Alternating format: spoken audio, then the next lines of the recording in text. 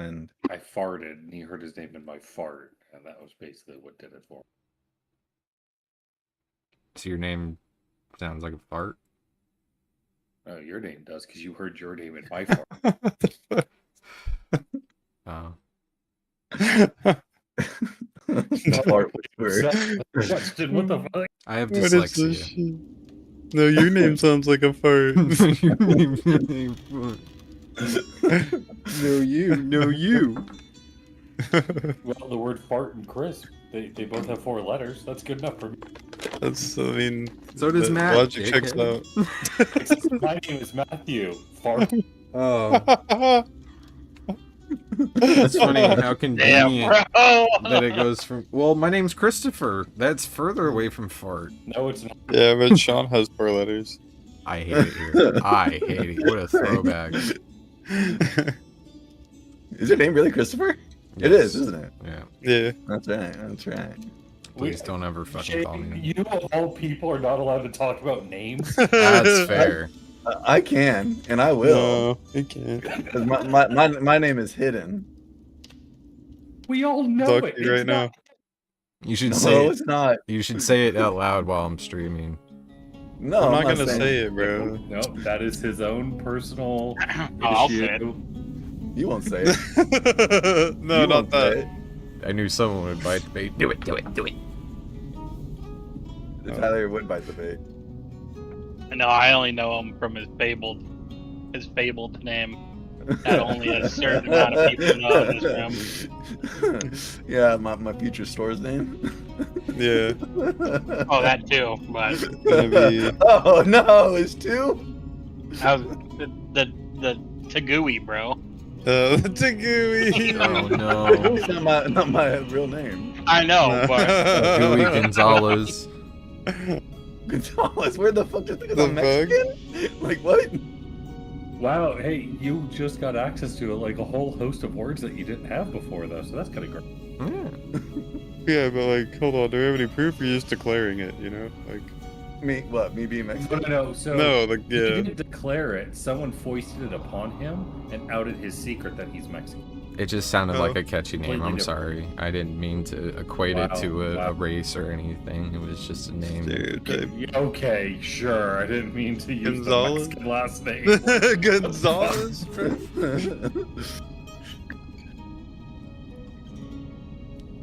Speedy Awful name. Gonzalez, fucking Gooey. I don't know. Anyway. Speedy Gonzalez is Mexican. Like, there's no way.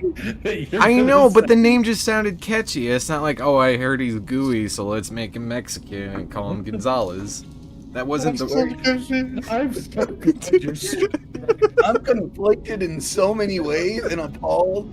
And Oh my- I'm trying to say that's not what I did. Everybody here that I'm feeling like I'm getting racist remarks against me. Like No, Chris, no, I'm Can I saying be the offended? opposite. Can you guys please be offended for me? No. No, I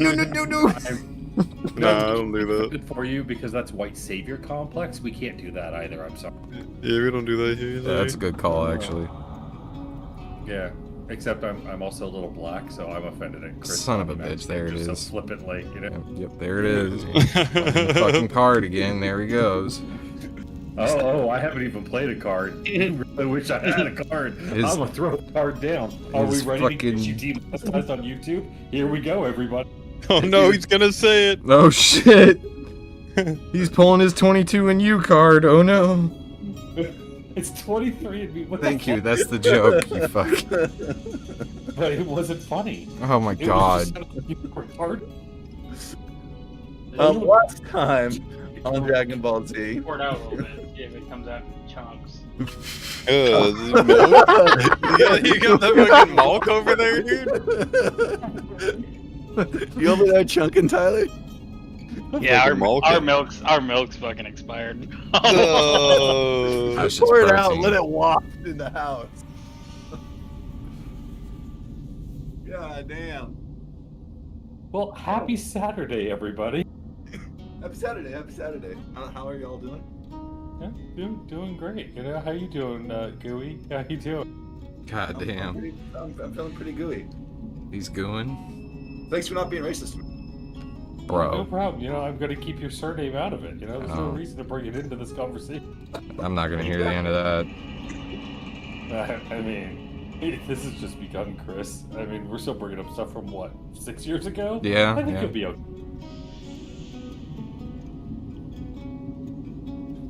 Yeah, I think it's about Andrew, Sean. I forgot about Sean. Oh, bro, I'll never forget about John. Only because his mom was in on it too. I forgot about all of that. Thank you for the reminder. Oh, my day is made. Thank you. So anyway, D&D, Shane? Yes. Last time on Dungeons and Dragons, more of the rounds of the Bardoff was happening, the Battle of the Bands. Many of you were more being entertained than partaking in the various booths as well as other treats around the Battle of the Bands, since the main stage is set up for when the battles are sought, or battles are fought. Wink. Nevertheless, we ended last round with the following groups moving to the semifinal. We had the Green Phase playing the Who Goes There. The Reef Boys playing the versus the Guns N' Rodents. Aerosmith versus AC/DC. Some people are calling that one going to be an electrifying showdown. There's also Mithrilica versus the Beatles. The Hardy Doors versus the Bugs and the Gnome. Or the Bugettes. Or the Baguettes, as some of the bakers call them. Nevertheless, we left off with a roaring applause for the Beatles. They just won their round. Everybody is applauding. Some people are standing up. You hear a lot of the hooting and hollering from the vast masses that are off the stage that are not VIP people, essentially. Nevertheless, as more and more people showed up, you started finding that there's very little walking space. So as far as like moving around the map off the VIP area, it's going to be hindered as far as half movement, because it's so congested with people shoulder to shoulder, like a mosh pit. Nevertheless, you guys just finished up your round and got a roaring applause. Hard. The group look at each other. The Beatles look at each other.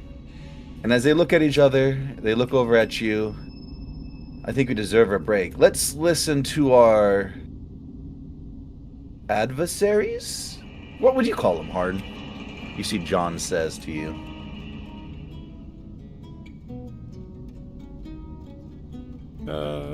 Call them peers. Peers. Ah. Yes, we must respect them. That's very true. Though I do want to win. I want you guys to win as he's off the stage. You do see that Yoko Uno's nowhere to be found. John looks still to you guys. I respect that reverence you give for your opponents, calling them peers. Would you be against us listening to your peers and trying to figure out ways to maybe fold the music in and of itself? Make a new tune. Not necessarily play a new song, but just get an ear out for them. I'd encourage that. In fact, I was about to go do the same thing myself. Oh, nice. Are you going to sit here on the VIP stage being the VIP yourself, or you're going to make the rounds and watch the masses on the boards around? And he kind of just gestures around and he's pointing to the stages around the whole square. The acoustics of this place is not best. So I'm gonna go out and walk around and be amongst the people. Okay. He looks over at Paul McScarab and the other Beatles, and they kind of just nod, shake. They make a little couple clicking sounds that you don't recognize, but you see a couple of the Beatles kind of just not jerk, but like pivot on or twitch to in a way. Nevertheless, you see them exit stage left towards the east. Do you want to go with them? Do you want to go by yourself? Are you looking for anything particular? Are you doing anything in particular? I'll follow them. I won't be like super close to them, but I'll follow them. Okay, let me move them real quick.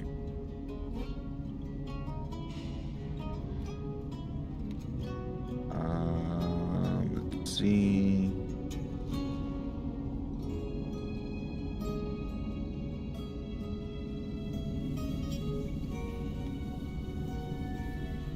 Are you keeping your eye out for anything in particular? I'm keeping an ear out. Okay. Why don't you just give me a standard perception check?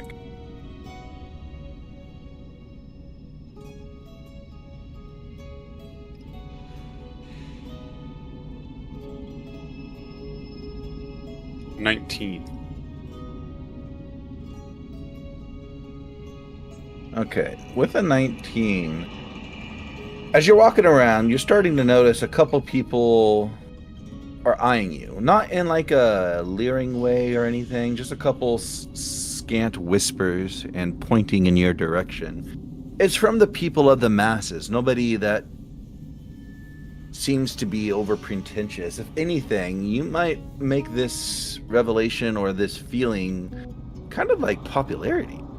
Like a fan base.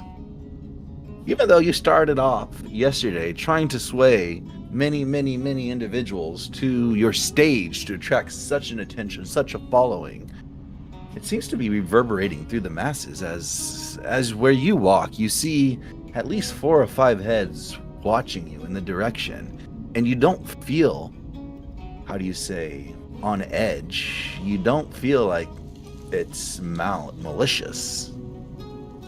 What do you do with this popularity? Is there anything, how would you approach this? Is there a feeling? Is there a different aura? How is it affecting you? This was out in the real world, and circumstances were different, it'd be amazing. But here, it's a little indifferent. Kind of shrugs it off. Is and try and focus more on the music and his competitors. Okay. Give me 1 second. I'm moving these guys. So you can see Paul McScarab over here next to where you guys originally approached the Battle of the Bands at. Right here. You can move your character over there if you would like.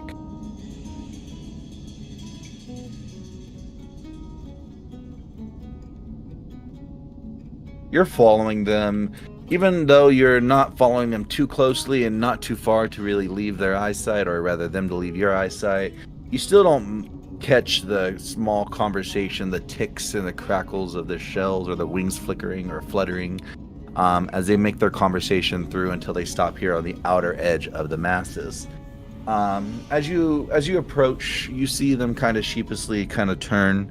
John Lindenberg's the only one to face you. Like, so we thought you were gonna go catch the ears of the others. You're more than welcome to join us. We were going to verify the sounds of others, if that makes sense. And he looks at you. With your passive insight, you feel he's not telling you everything. Oh, I see. Well, good luck in your validation. He nods. I'll catch you guys later. As you go to as you see them go to turn, it's almost weird because the first one to turn is Paul McScarab, and he's already trotting off in a rather expeditious manner, almost half running, like not quite a double move, but like almost a 3/4, or rather 1.5 move. He's moving fast. His legs are skittering, and for a brief moment, they look like they pattered in place before they ran off. The other ones bow to you. Check out our competition. I have a strong feeling that those Reef Boys are up to no good. They haven't been here but a few days, much like yourself, but I hear they're getting helps from a certain frog. Yeah, I'll go check them out. Thanks for the tip. Ah, yes. Thank you for the tip. And he winks. John Lindbergh is still looking at you. Go ahead and give me an insight check.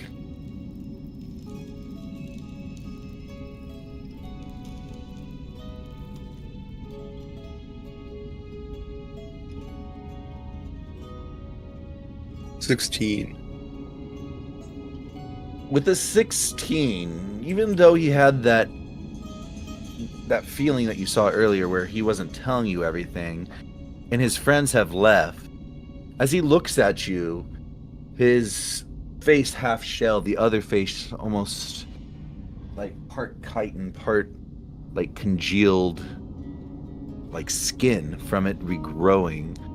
It seems a bit more human, and he seems to be frowning to quite an extent. And he kind of just nods to you. And he turns and walks away. Much slower and in a much more, how do you say, downtrodden manner. But he makes his way away. What do you do?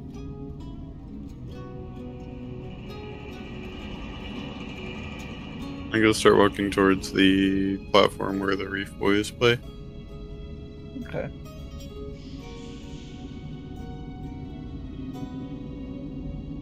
Let me see where I have the Reef Boys. Where are the Reef Boys?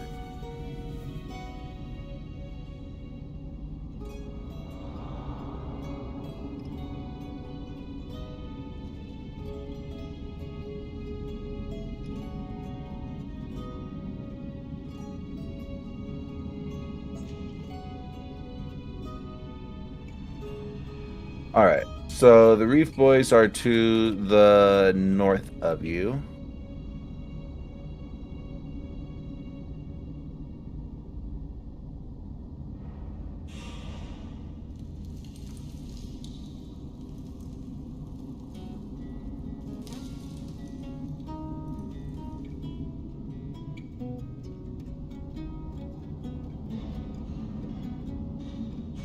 We're gonna go over to Edmund as you make your way to the north towards the Reef Boys. Did you need me to point them out where they were?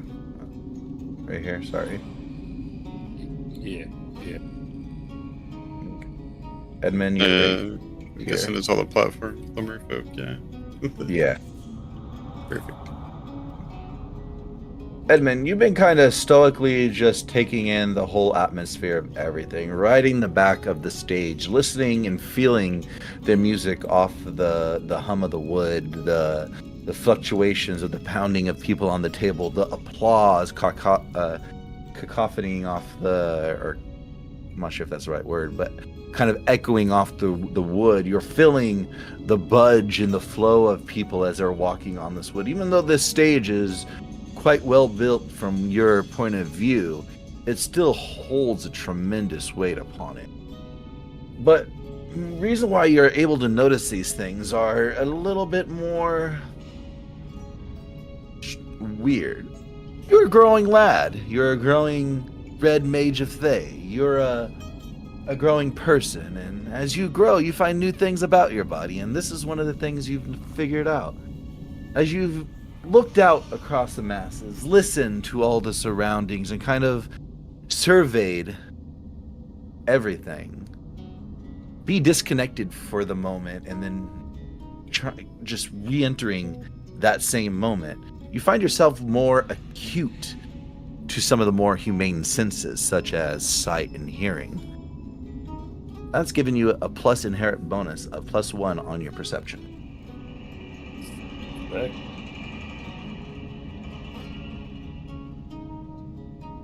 The feeling you get is almost like spine tingling. The noises, the band, there's every once in a while a note would be struck that just sounds so like that tone of what you consider life to be. A note that just, whatever you think life is about, it just matches with that feeling, and it just gives you it. Whether it's a power chord, or rather it's a breakdown in the song in like a sonnet, or maybe a riff in relations to a guitar. There's something about it that just tingles you. And what is that? What is it that makes you tingle? Makes me tingle. Yes. What sound would make Edmund tingle? A new, refreshing, newfound for love of this sound. What would it be? Oh man, that's a good question.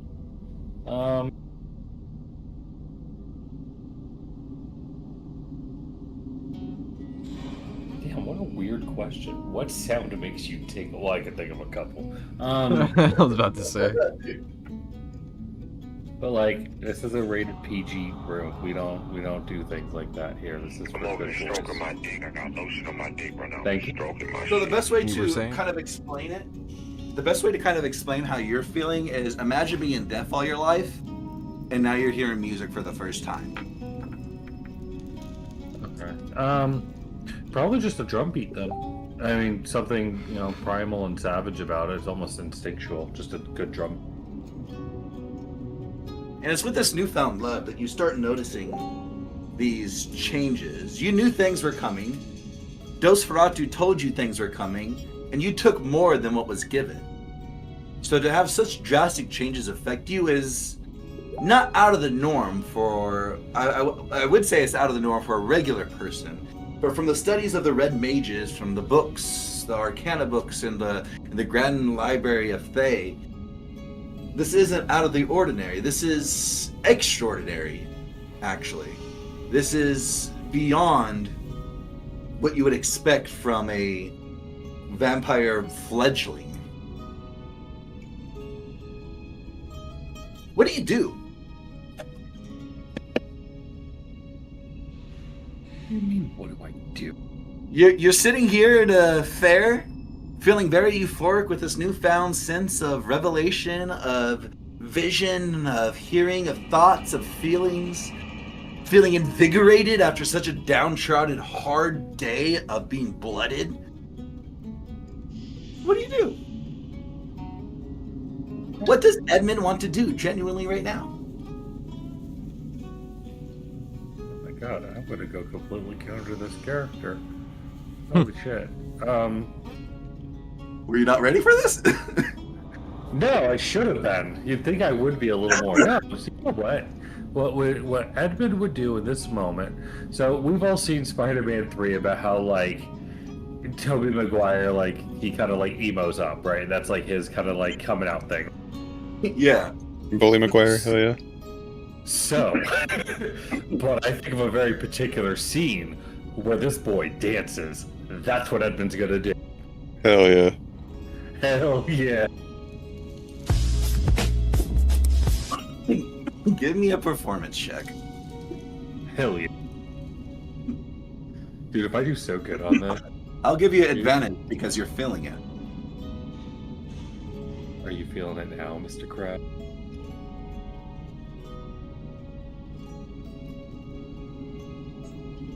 Oh boy. Still a 7.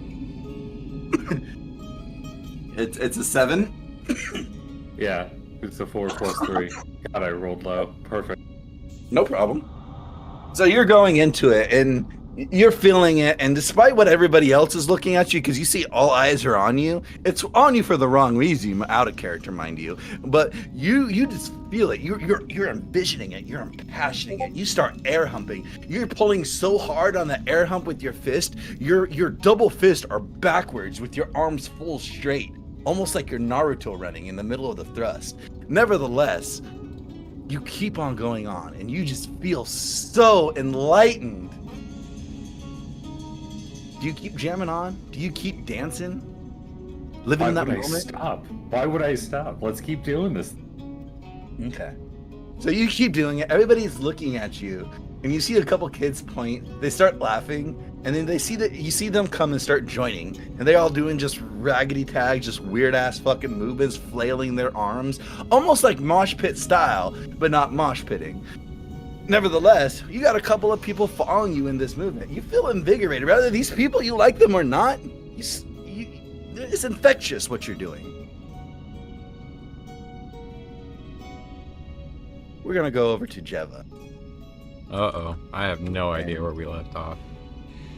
Yeah, don't worry about it. Jeva and Aanax, I believe you guys were making your way to... I'm with Aldery and all them. Yeah, I was dealing with some rat Nosferatu and Roland Slave. I'm with them. Yeah, no, you're at the stage, but you guys were going to the stage together after Hard took off. At which point in time, that's when Jeva saw the thieving and whatnot and started chasing them. But in relation to that point of breakoff, that's where we're at. Is Jeva, you just got finished up with a couple of the ruffians, the thievens of these individuals, these salamander Slade-like lizard folk. Why does it show you inside the inn? You're not in the inn. You're on the outside of the inn, right? On the back? Yeah, I'm good on my screen. That's fucking weird. Okay. All right. Nevertheless, you just slayed these individuals, and you had a goblin pop out. And he said, this is payback, essentially. Oh, yeah. And he lets loose an arrow. I'm sorry, I was yawning and I cut you off. Sorry. No, I was saying, yeah, that's right. I remember now. He let loose an arrow. Behind him, you can't hear it, but you hear chanting. Speaking in tongues.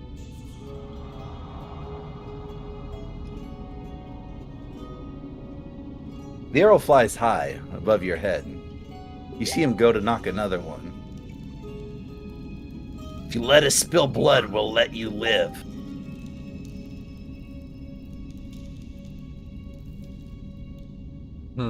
If not, we'll make sure everybody knows where you are. How many of them are there? You only see one, but you know there's at least a second one behind him from the chanting and the chanting and the spells that are being casted at the moment. Okay, give me 1 second. I'm reading this spell. I'm pretty sure this works the way I want it to.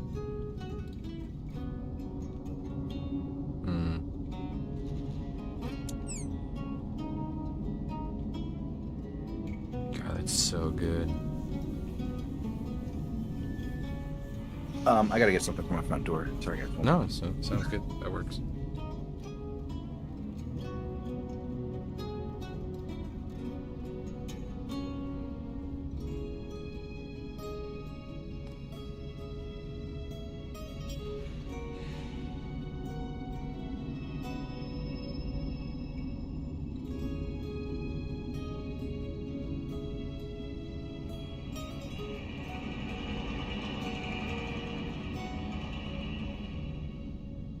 Thank you for that.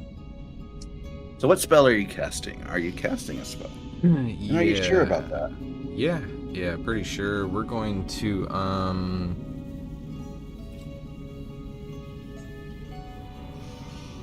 oh god, do I want to do that or do I want to do that? Okay, we're gonna pop a 4th level spell and we're gonna cast... where'd it go? This one? That only does that at 4th level? Blech. Huh. I didn't realize it only does that at 4th level. Okay, but let's do it anyway. Yeah, we'll cast Conjure Minor Elementals. So a bunch of tiny bats are going to flit around me in a 15-foot square. Whenever I make any attack, I deal an extra 2d8 damage. I can choose the damage type between acid, cold, fire, or lightning when I make the attack. But then I'm going to use my bonus action to wild shape into a dire bat.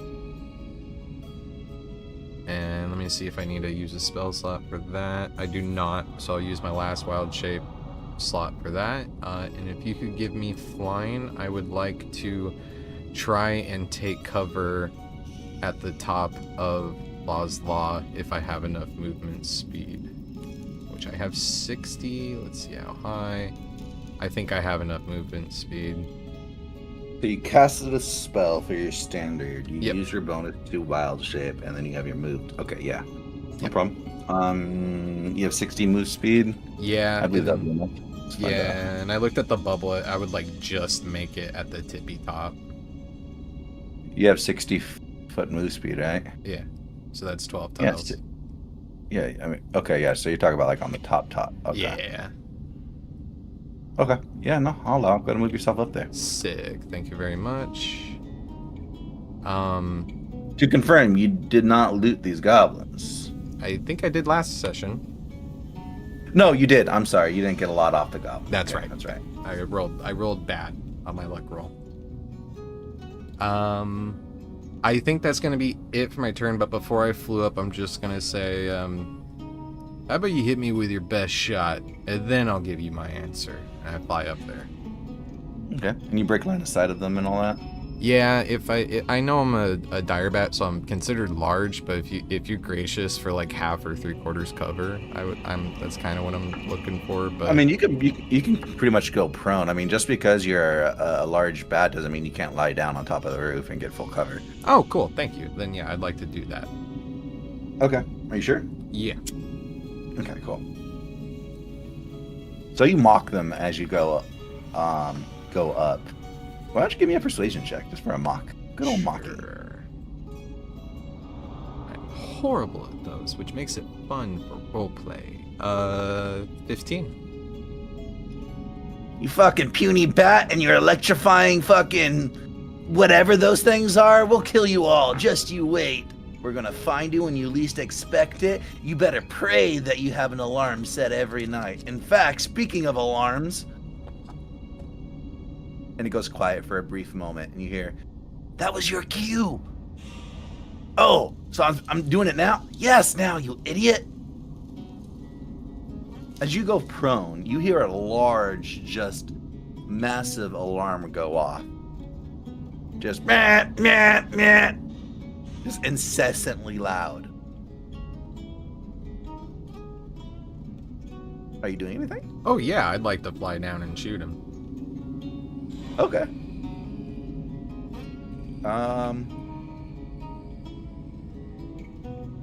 Cast the alarm. Turns of action. Do 1, 2, 3, 1, 2. Okay, yeah, go ahead and make a movement if you want to make a movement.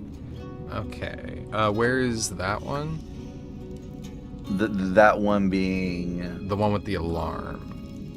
the one oh, so you don't see anybody carrying anything. In fact, you don't even see where something's coming from, like any sort of noise coming from. It's just emanating from an area.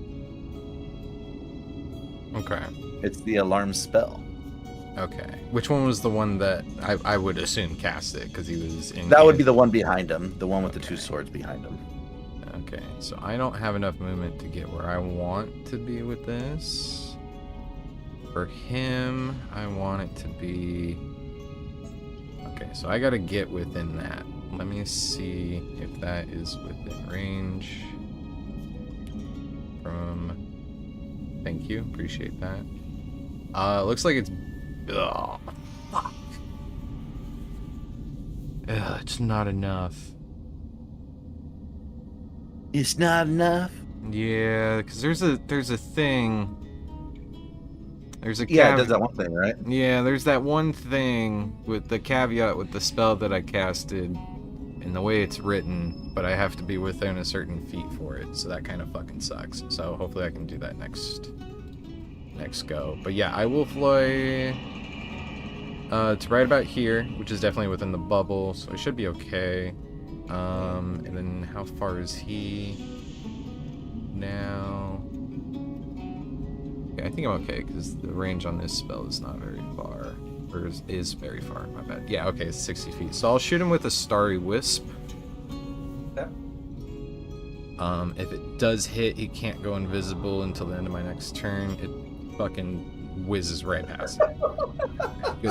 Good talk. What a build-up. Mm-hmm. Oh, that was so worth it. Okay. But next turn, think about the damage. Oh, the damage. Whew. But yeah, that's all I got right now. Okay.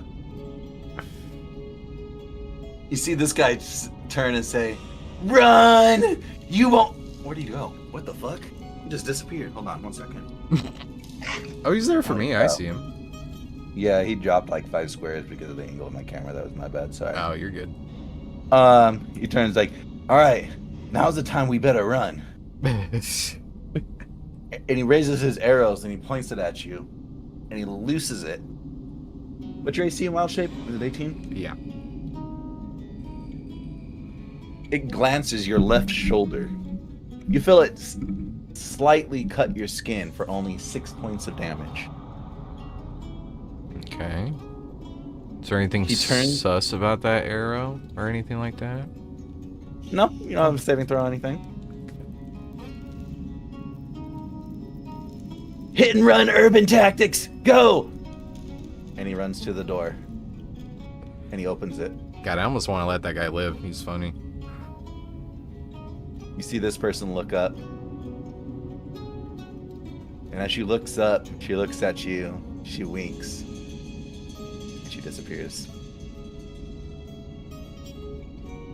Your turn, what do you do? Is that one still in the doorway or did they go inside? He's in the doorway. That's as far as he can move with his action that he took with the shot and his speaking. Okay.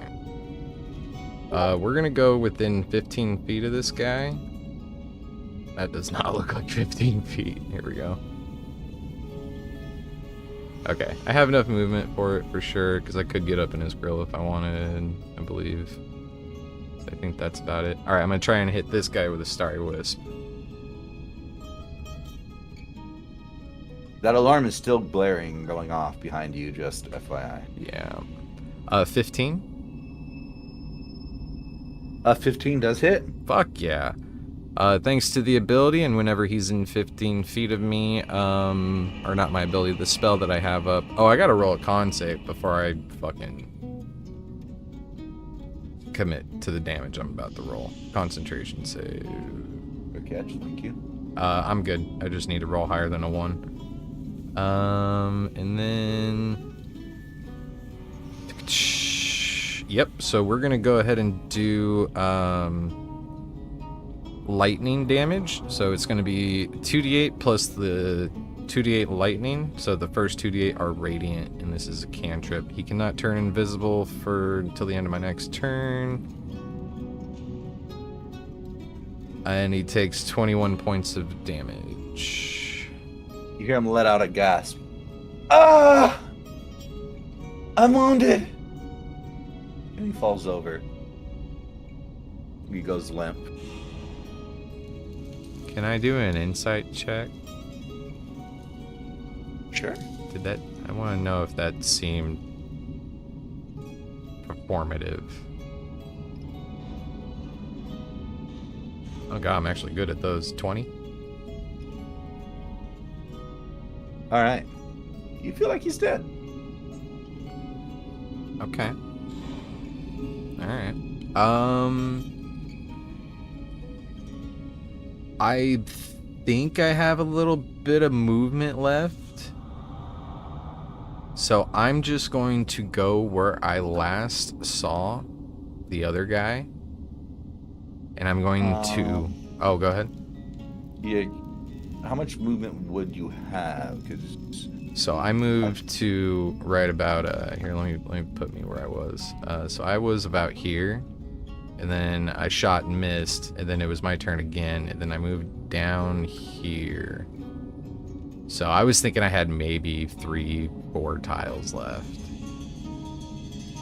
And so I guess I'll just can I just land instead? yeah, you can just land. Okay, cool. I'm gonna land, and then I have a feature as a dire bat, as a giant bat. I have blind sight of 120 feet. Is this fool near me? Make a perception check. That's fair. But it's blind sight. With all the sounds and the alarm, it's going to be with disadvantage. You got a 7. You got a pretty good... Don't you have a good perception too, by the way? Yeah, I did until you said disadvantage. I mean, even on a 1, what, you roll a 12? Thanks, man. Appreciate that. Really fucking love that. Yeah. 10. Yeah.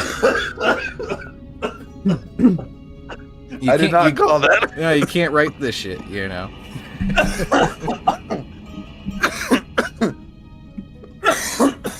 With all the sounds and everything around you, the alarm going off, Yeah, that's fair. as it finally begins to dissipate, you don't see or feel, but you hear the clatter of something off this guy's belt. Dude's not moving, but something, his belt is undone. And you hear the clapper of steps running away, somewhere into the building in front of you. Oh. You don't see anything. Right. You just hear the steps, like echoing footsteps almost. Right. Like probably like after the fact of processing and shit, right? Yeah. Yeah. Cool. Okay. That'd probably be the end of my turn as far as like That is correct. yeah, turn base goes. All right. That's Enact. cool. That's all right. Hey, Enact, you're sitting at the table with the group. You just watched Hard perform with the Beatles, and you watch them leave and depart the stage. The people you're with are quite merry. You see that Audrey is showing quite expectantly, as she was pregnant. She is now full-on baby bump. Lavath is quiet and solemn, smirking at a comment here or there, keeping his conversation almost to a minimum, as it seems Mariel's taking taking the primary chatter in the conversation she's having with Lavath. They're talking about, or rather, she's talking about missing everybody at home, wondering what happened to their town now that it's been swallowed half whole. As well as talking about various other things, specifically with Sarno and going through and what he went through, their mind trip together, because this is before Lavath had any knowledge of that. Nevertheless, you see to your right, Roland and Nosferatu, or excuse me, to your left, Roland and Nosferatu and he the conversation. Nothing like, I would say, overly zealous. They're just talking about the rights and wrongs of what is considered evil versus what is considered evil. Nosferatu is considering the aspect of absolute good versus absolute evil. That you're either good or you're evil. While Roland is talking about the aspect of how a person is not born as such, but develops into who they are, being evil, being good. And you see every once in a while, both their eyes kind of dart over to the clergy table nearby with Pierce and the other zealots at his side. The only person that's not really conversating at all is Audrey. She's just taking in the light, the atmosphere. She seems almost euphoric in her appearance and how she's enjoying it. What do you do?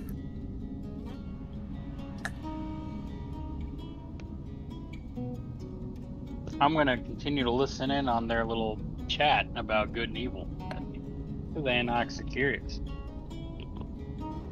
You don't seem to understand it, Roland. You see, there are people, there's absolute good and absolute evil. You can't be good and evil, but you can't be evil and good. It doesn't make sense. You're either one or the other. It's like that. Like me, I'm good.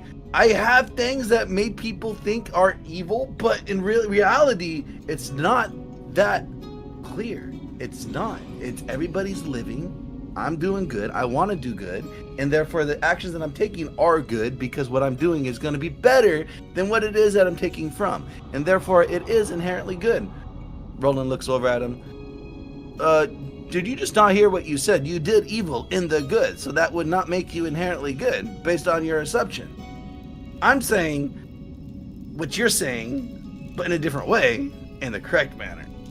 No, you're not. You don't see. I see in your eyes. I see your soul. You believe people are inherently good or inherently evil out the get-go. You make that judgment.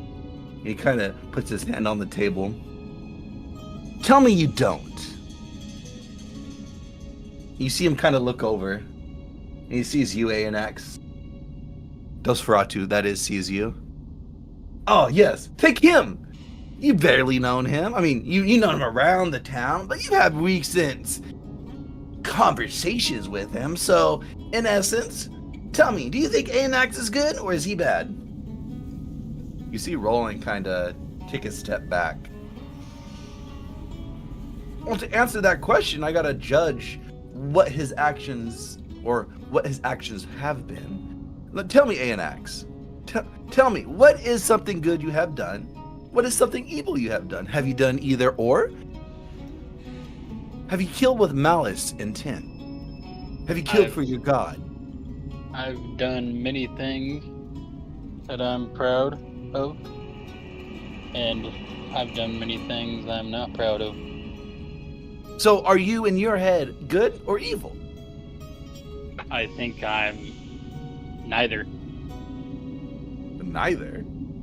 Are you one of those neutral fellas?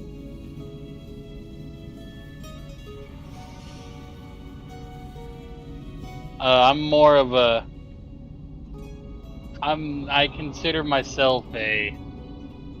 I seek, instead of seeking good and evil and such, I seek universal truth. You hear a boisterous laughter go off behind you. Roll an insight check real quick for me. Or you know what? We have passive insight for that. 1 second. Check your passive insight.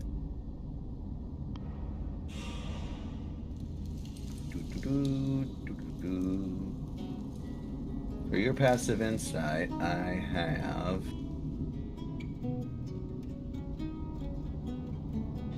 Is it 9? No, it's 10. Okay. You didn't take too much notice about that boisterous laughter, but it came at a perfect timing. Nevertheless, Edmund looks at you. So you did things you're not proud of, but things you are vehemently proud of. But are those things you're not proud of evil? And in what eye would that evil be? I mean, some would consider the things I've done evil, and some would consider the things I've done good. Exactly. So that ideology of evil versus good is based on the person's idea of what evil versus good is. Somebody feasting off of somebody's body, like much of the cannibalists around here, that is evil, but it's necessary to survive. So if someone were to feed their family with, we'll call it mystery meat, not that mystery meat here at the end is that type of thing, but just saying, if you were to feed your family with mystery meat just for them to survive, would that be evil or would that be good? Dosferatu said. Go ahead. Oh, now you go ahead. Dosferatu goes ahead.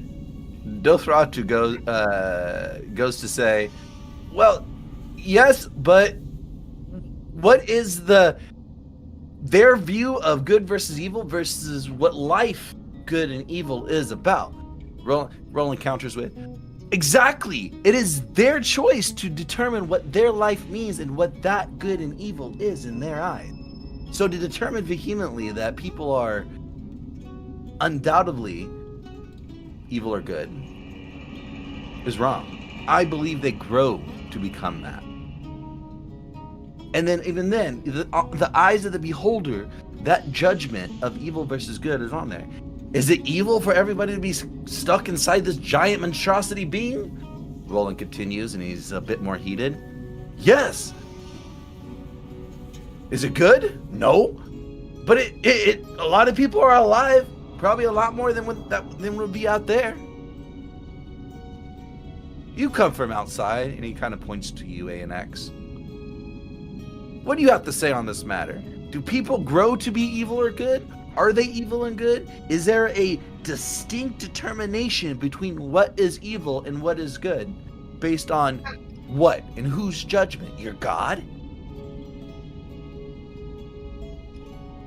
I do believe that you are influenced by your environment around you as you grow. So I guess in a way, yes. When you're born, you're not born this being that just is the incarnate of evil, you know? You're born essentially an empty slate. And influenced by the things around you. So you are the subject or the sum of the environment, not the sum of who you are, but the environment that controls you.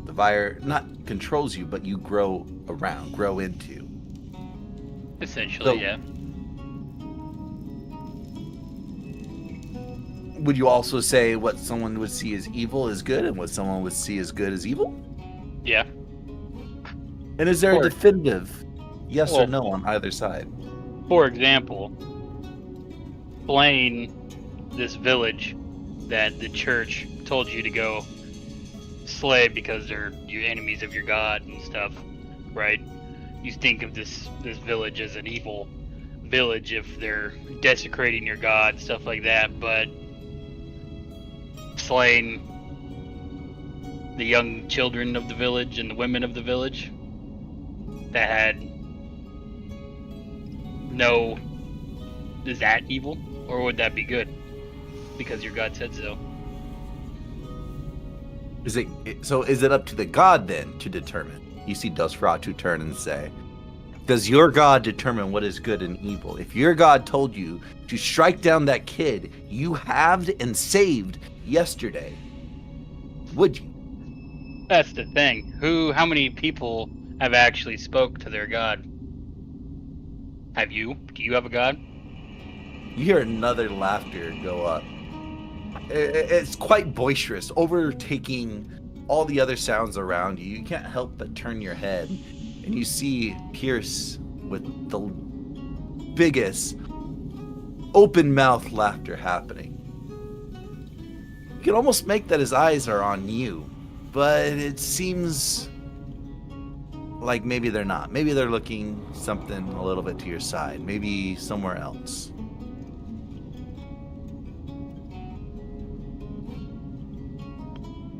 Can you repeat your last question? I'm sorry.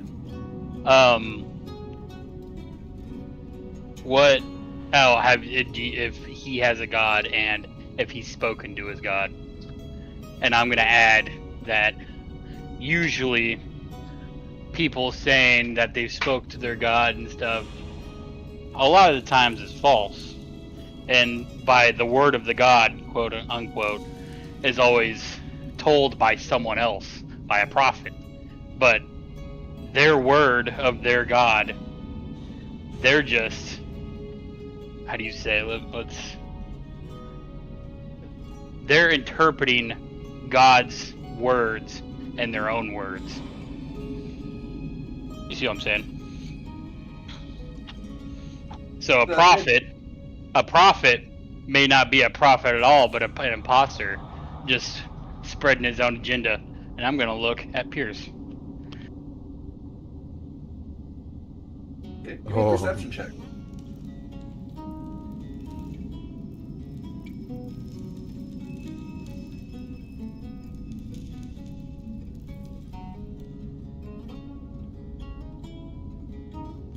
$12. With the 12, you don't see that he takes any sort of eye looking at you. Like, he doesn't notice that you're looking at him to any degree. Oh, he heard me. He fucking heard me. Okay, I mean, I'm not saying he didn't hear you or you didn't say it loud enough for him to hear. I'm saying as far as I him... said... Oh, okay, sorry. No, you're good. But as far as him, like, having some sort of, like, reaction to you looking at him or him, like, making that awkward eye contact, that doesn't come about because he seems invested in something his zealot to his left is saying. And he shakes his head. And he shakes his head more up and down. It kind of gives a small smile. A curt smile. As he smiles harder and harder, the grin deepens to the back and back, almost unnatural, like to almost his ear.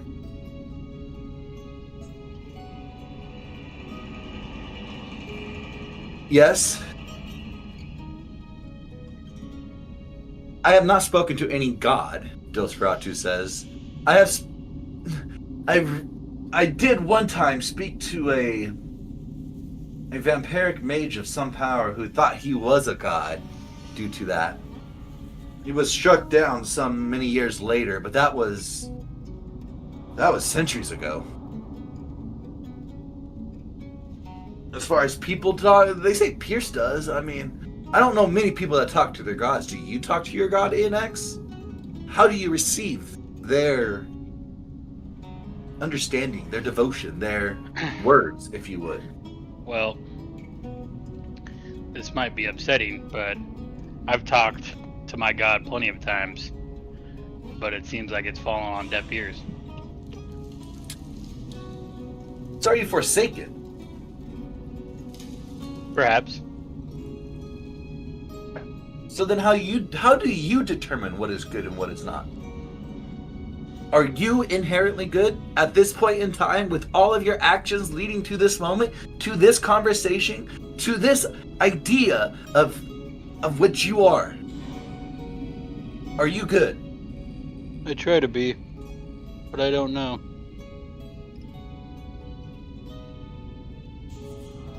Now let's take it a step further. And you see him put out a small glass on the table, and he fills it up with this small liquor. Very dark. You see Dosferatu almost like Dr. Evil rubs his hands, and he's very ready for this. Roland pulls out a flask from his waist.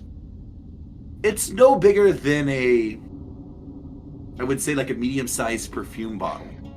Just enough for 3 glasses.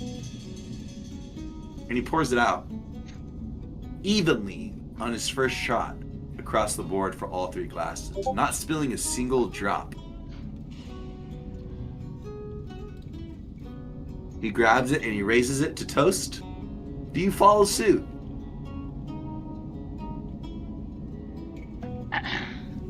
It's so I don't. This is a fucking mystery liquid. I don't know what the hell this is. It's liquid that's being given to you from Roland. You haven't asked. Okay. So Okay. From going to do it. He's just raising his glass to cheer.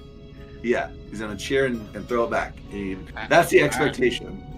Alright, well, fuck it. This is gonna be awkward if I sit there and ask. So I'm gonna grab it, cheer, and throw it back.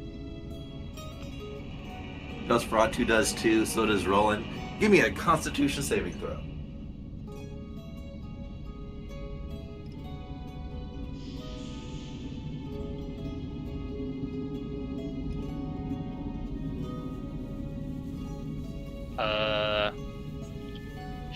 Shit.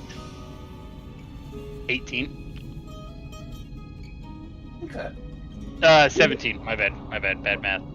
No problem. With a 17, You feel the burning sensation go all the way down to your gullet. You feel as it hits your gullet, that burning kind of explode, like almost imagining the rays of a sun. That's how it feels inside your I don't want to say the rays of the sun. I'm sorry. Imagine like the diagram of a sun. As that heat expands from your belly, that's kind of in the way that it's expanding that heat through your belly, just more in your abdomen, and then it's slowly just feeling down your arms and your legs. But you feel hardened. Go ahead and give me a 1d4.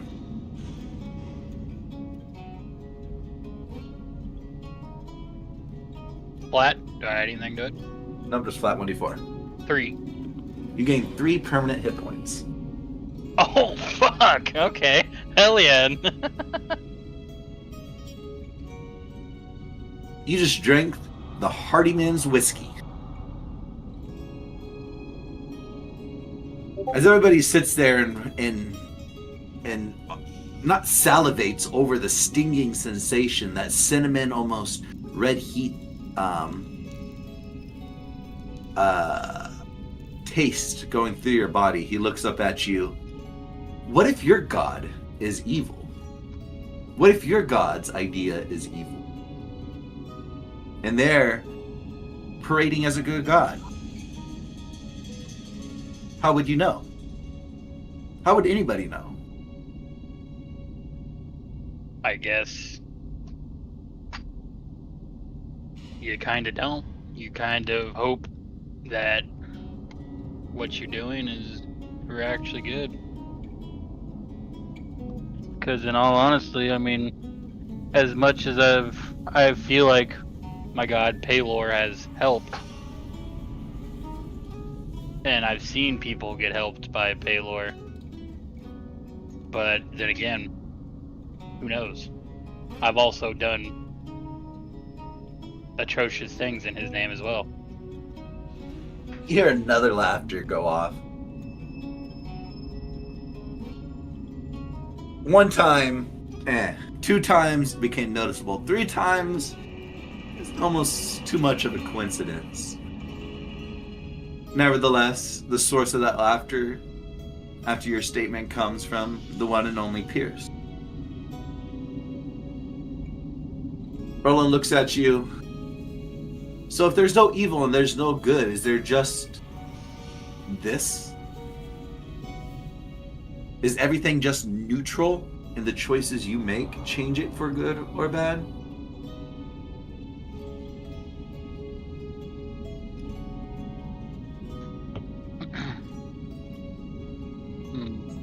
Nosferatu looks at you. I've been evil and I've been good. I've killed people I never would have.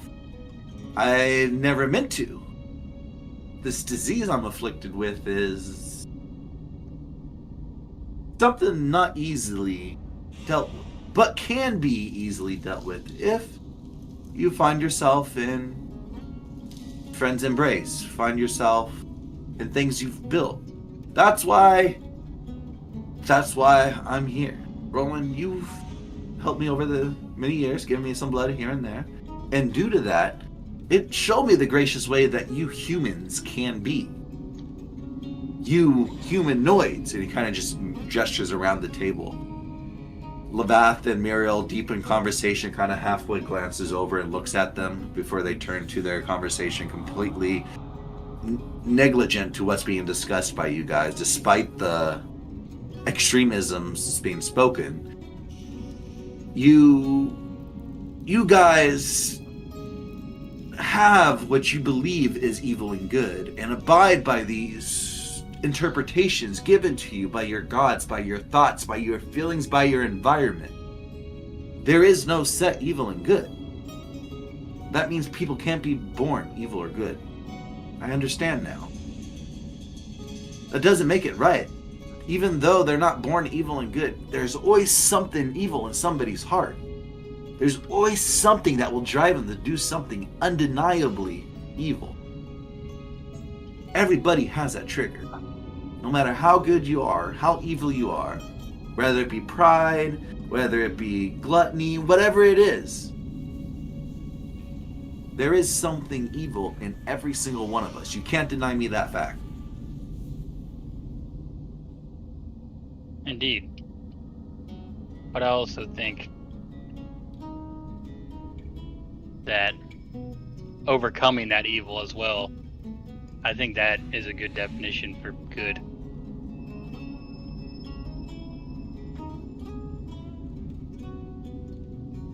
He looks at you. He looks down at the table. And we're going to go over to Hard. Hard. You're sitting there or standing there. You see on either side of the stage are different games set up for the fair. You see to the left are bobbing for apples using, you see a bow and arrow where you have to shoot the arrow into the barrel and try to shoot as many apples as you can. You see to the left, you see sort of a archery game called Quick Draw, where you and somebody else face off with what seems to be toy bows and arrows that shoots out foam arrows. And the first one to hit the other person lose and has to give the other person their coin. But you came here for the Reef Boys. You're listening to the Reef Boys. John Lindenberg says something's off about them. Or not John Lindenberg, excuse me. Ringo Starr says something was off about them. But nevertheless, they're playing their sets of music. What are you doing specifically while they're doing this? I'm just watching the way they play their instruments, see if anything's off from what I'm hearing, and keeping an eye out for the frog individual that they mentioned was behind it. Okay. Just kind of watching from a distance, passively. Okay. Give me a perception check.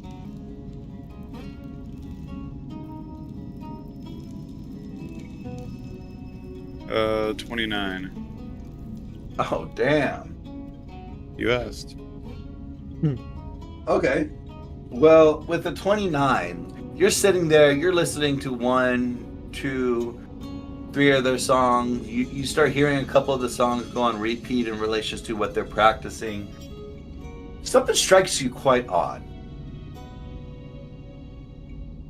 As you're listening to the music, you're watching them play over and over and over. Two things. A, the issue that was present in the first couple times they played it was still present every single time after, as if nothing has changed. And B, despite their performance that they're giving, when they're striking their chord, they're almost half a second late to what the music is playing.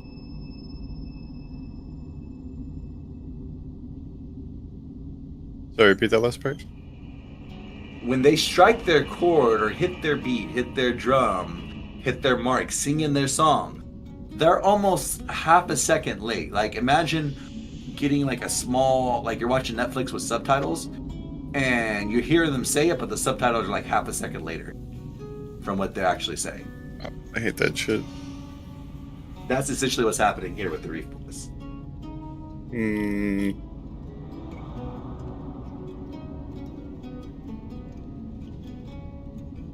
Would you like me to repeat both of those one more time, or? What was the first one? The first one was the mistake that they made in their song. As an example, say on like the fourth line of music, when they go to strike their chord, that dead chord when they're holding all their guitar strings rather than just holding two of the five to strike their chord, that same sound, that same issue is always prevalent in every single song interaction that occurs of that song. That it never gets worked on, nothing changes. Their performance does. They do different things like kicking the air. One of them tries to like kick off the mic stand like the rockers do, where they'll kick down like the mic stand to the crowd, but catch it on the tip of the toe and then bring it back up to them. They're doing things like that and different flourishes of that regard. But as far as the two key issues you noticed with your perception, same issue reoccurring over and over and over, nothing's changing by any sort of degree of the sound, as well as the delay between what they're doing versus what's playing. Yeah, so they're consistently making the same mistake in every song, and their audio is delayed. Correct. Alright. Suspicious. Okay. I'm gonna start looking around the stage and on the stage for anything like a magical item or somebody casting a spell. Yeah.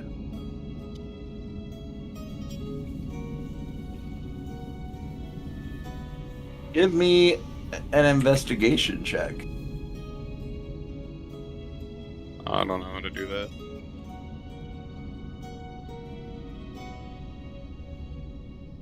$16. Okay. With a 16, as you walk around the edges of the platform, nothing's really odd about this. As you're looking around, looking for something of this regard, magical item or something that is maybe unusual to you. The only thing that is unusual is the fact that you find Dilbert on the back of the stage. Oh, hey there, bud. How you doing? Dilbert, what are you... Good, what are you doing here? Well, the Reef Fours are kind of one of my hookups. They kind of give me some things, and I kind of give them some things. And I'm just here enjoying the show. Your passive insight, you feel like something's off. What kind of things do they give you, and what are you giving them? Well, you see, they kind of give me a little bit of this, and he pulls out a mushroom. You want one? Sure. Okay. Save it This for later. one? Did you try that other one I gave you? Yeah, it was crazy. I felt like I could see sounds and hear colors. Exactly. You thought that. This one will make you see colors and hear sound. That sounds like a great time. Yes, it does, huh? Yes, it does. Quite. As you look at him, you see his pupils are fucking full on. There's no whites of his eyes. It's all pupil. And he's sitting there, and as he turns to look at the stage, you see that he's like literally 6 inches away from the stage, and when he turns his head, his nose is like 2 inches away from the stage, and his pupils are full dilated. This is a great show, huh? Yeah, this is awesome. It's kind of weird though. Maybe it's the drugs, but doesn't it sound kind of off to you? He looks over at you. You see his pupils get even wider, even though it doesn't seem like it can. It's just all black, like his eyelids kind of suck into his eyes, and it just like engulfs it. And you see a bead of sweat kind of just drip down. I didn't notice anything of that regard. I mean, I see everything. You see my eyes? I can see everything right now. I don't know if I can lie to you. Do you have something to do with this? Well, they're my hookups, so I had to hook them up too. What are you hooking them up with? Pulls out a conch. Hold this up to your ear. Don't squeeze it. If you squeeze it, it plays louder. You just gotta kind of tenderly caress it. Okay. Just trust me. It sounds weird, and I know my eyes don't let you breathe any trust in me right now. But like I said, that mushroom will make you hear sounds and see colors. And with that being said, listen. I tenderly caress the conch and don't squeeze it. Awesome. And do you listen to it? Yeah, I'll listen, I guess. As you listen to it, it's a pre-recording of them playing the song. Okay, so is Is this what's playing their performance right now? Yes, they just squeeze them so hard and everybody hears it and they just play along with it. They're out of their prime is what they say. Why are they doing this? Well, they need to make ends meet somehow. They've just been swallowed. They don't have a home. What do you expect? Yeah, but none of us have a home and we're not cheating. Whoa, whoa, whoa. Is it really cheating if they actually did play the song? It was just at a different time. He's really striving for, he's grasping at straws here. Is it really your battle if something else is doing the fighting for you? I mean, that's what kings do, don't they?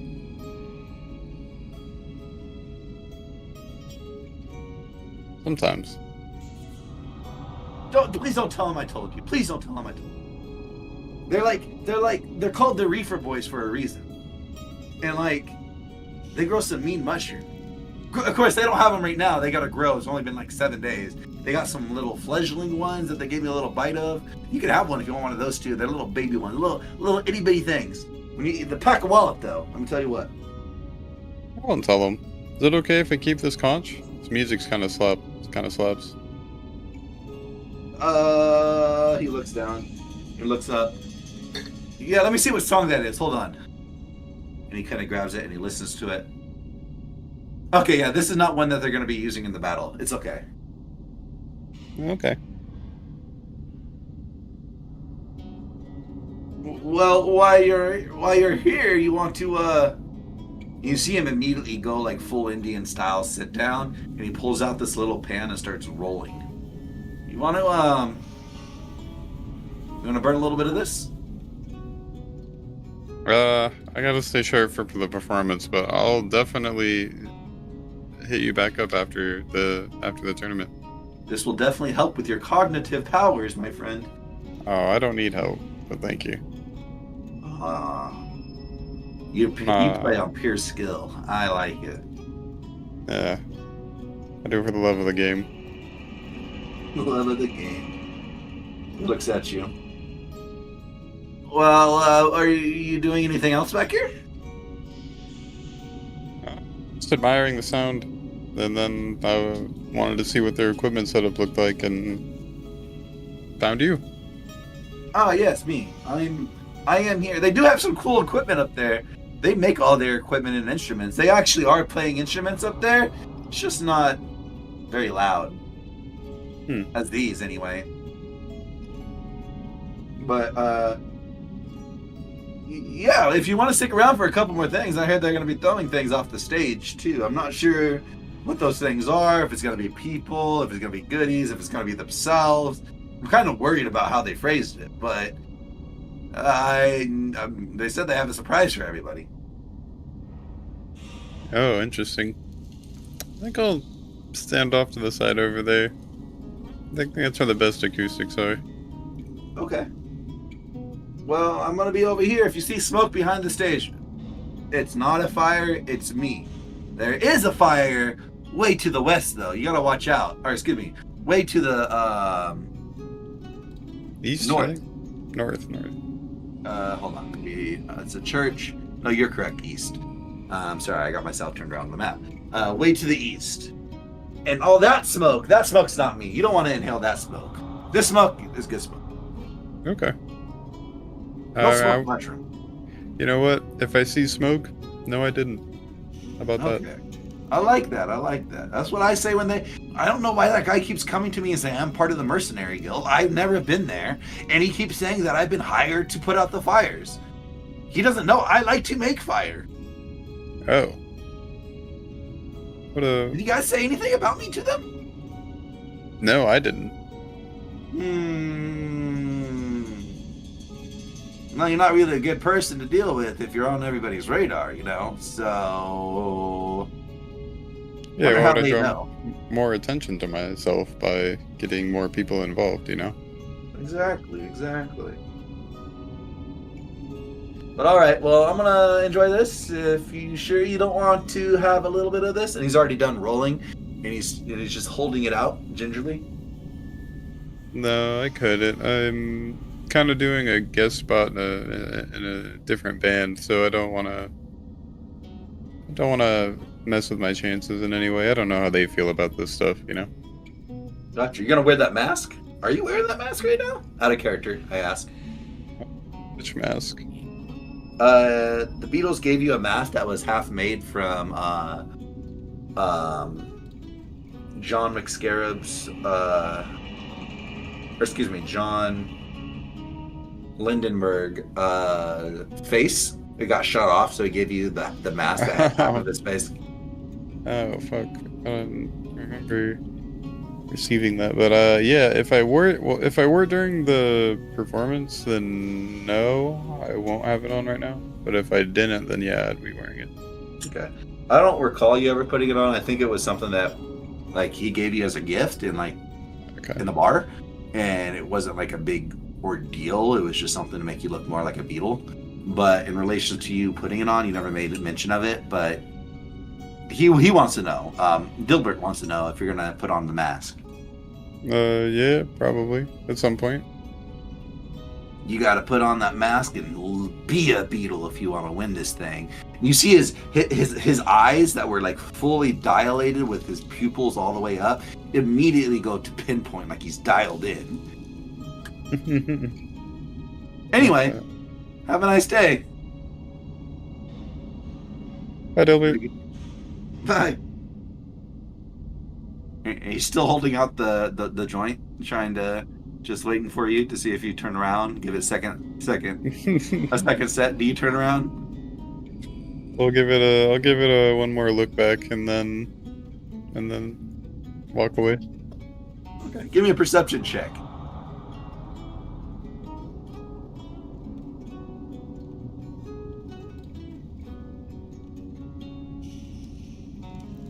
Ooh. 19. With the 19, you swear there was oh man, he looked back. I know he wanted it, but even more for me. And he laughs. That's all he says. He's talking to himself. He's about to get high as fuck. But anyway, we're gonna go over. You said you're gonna move to the side of the stage. Yeah, I'm kind of like where my character is standing now. Okay. My figure, like off to the side here. Okay, cool. I just wanted to make sure that it was off to the side. All right, cool beans.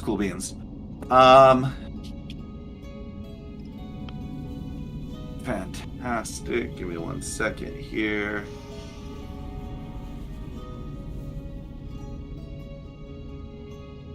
Here is.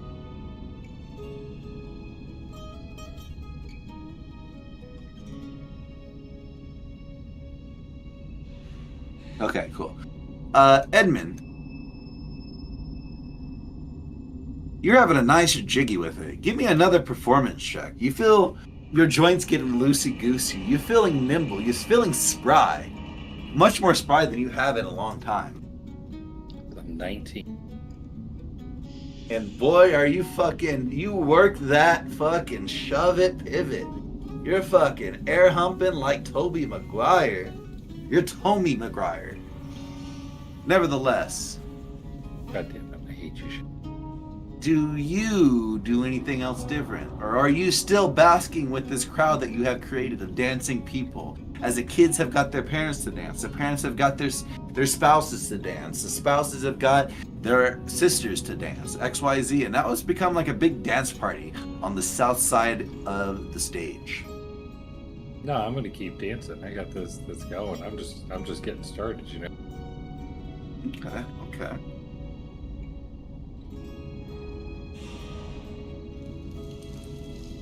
Why don't you give me one more? No, you just did a performance check. Hold on. There was something for this. One moment.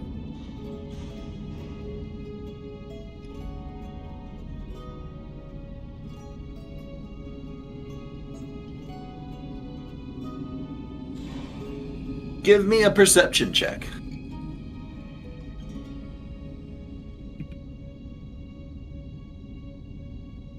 Wow. Wow. So 19. Okay. Well, I had to figure you're gonna see this because he rolled a 1. But as you're dancing around and you're feeling loosey goosey, you see somebody dancing around you too, and he's kind of flailing and wailing like everybody else is doing. But he seems to be bumping into people and then moving on his way. He finally makes his way over to you and he bumps into you. And as soon as he bumps into you, you look at him and you catch him with his hand inside your robe's pockets.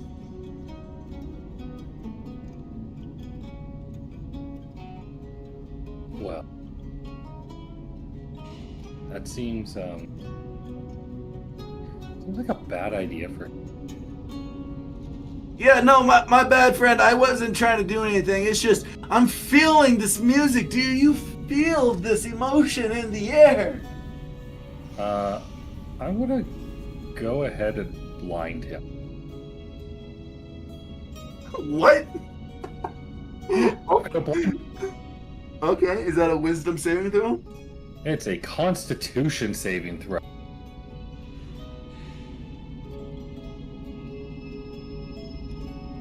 Con 17. 17. You cast it and you see his eyes go glazy for a brief moment. Like, oh. And then his eyes come back to normal. What was that? Was that you? It was an accident, man. I'm sorry. I'll leave. Don't do that again. Did he succeed his save? Yeah, he has 0 con and he rolled a 17. Wow, that's great. I kind of love that, though. That's a bit... Well, yeah, just watch out who you're trying to pickpocket next time, I guess. I wasn't trying to pickpocket. I swear. And then he sees you. Otherwise, I will send you to another dimension. You have about 10 seconds to get out of my sight. Okay, I put a little something in your pocket for you. I'll leave now. Bye. And then he starts dancing, and you see he's eagerly and dexterously moving through the crowd without touching a single person. And as he turns around and does this spin, you see a brown stain on the back of his pants. Wait, what? He shit himself. Okay, what? He was deathly afraid of being blind. What a puss. So you still stay in the moment? Yeah, of course. Okay. Are you gonna do anything else? Nope, just keep rocking out with my cock out, you know? Okay, cool. What's the next dance move you're trying to hit? I need a gift for it. I'm gonna grab a drink of water. I'll find it, yeah. I'm gonna grab a drink of water while you look for that gift. I'll be back.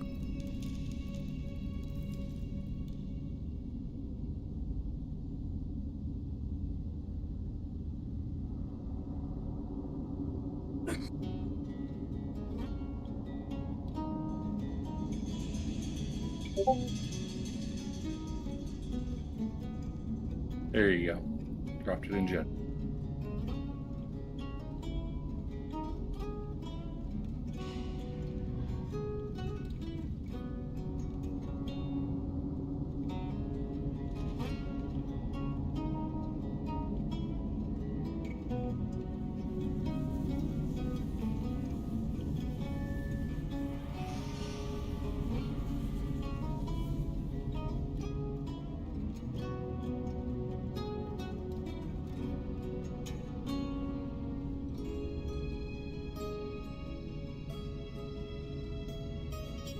The hot rod dance, nice.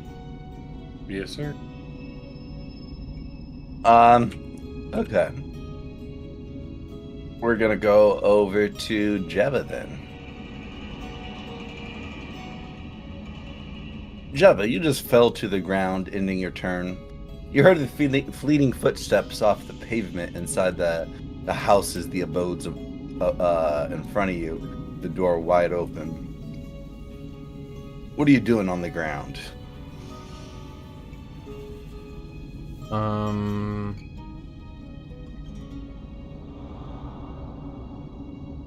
I will use my perception to try and sense anyone in that room. I'm gonna poke my head in and let the conjure elementals in.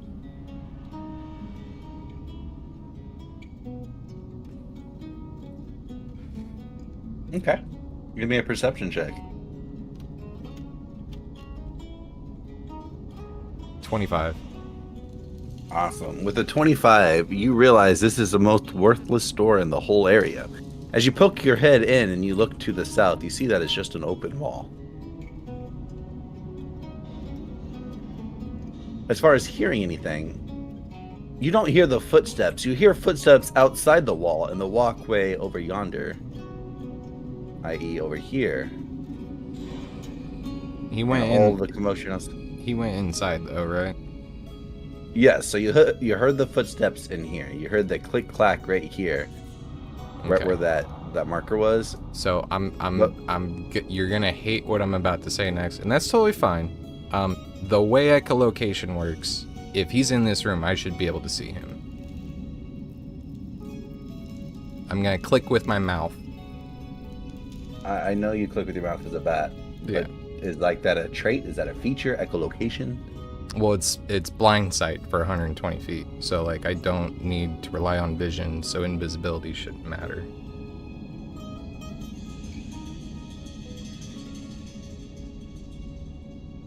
Let me double check blind sight real quick. Okay.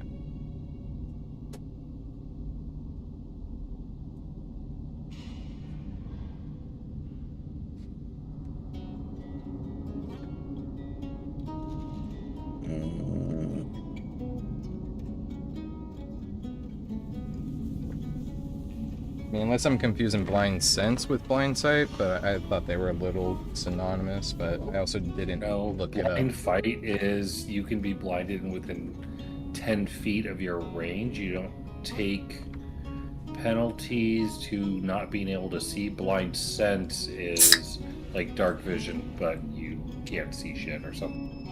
I think you They got are that. slightly- I think you got that flipped. Yep. Do I? Are you Yeah. sure? Yeah, because I run blind fighting on my character in Chris's campaign.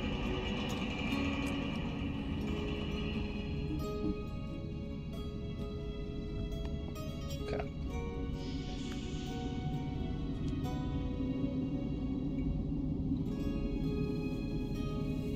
No, blind fighting is 10 feet of blind sight.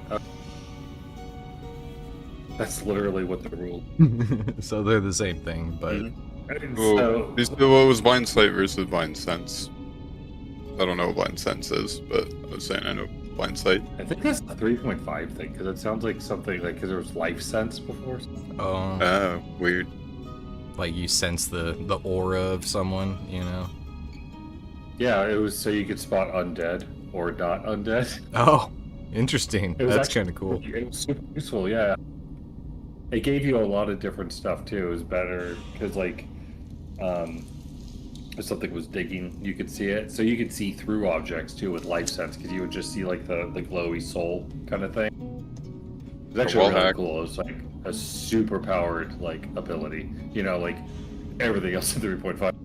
Yeah. Yeah, that's great.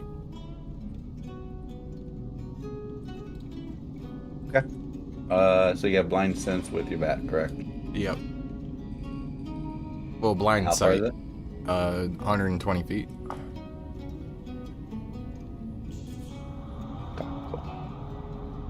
One moment here.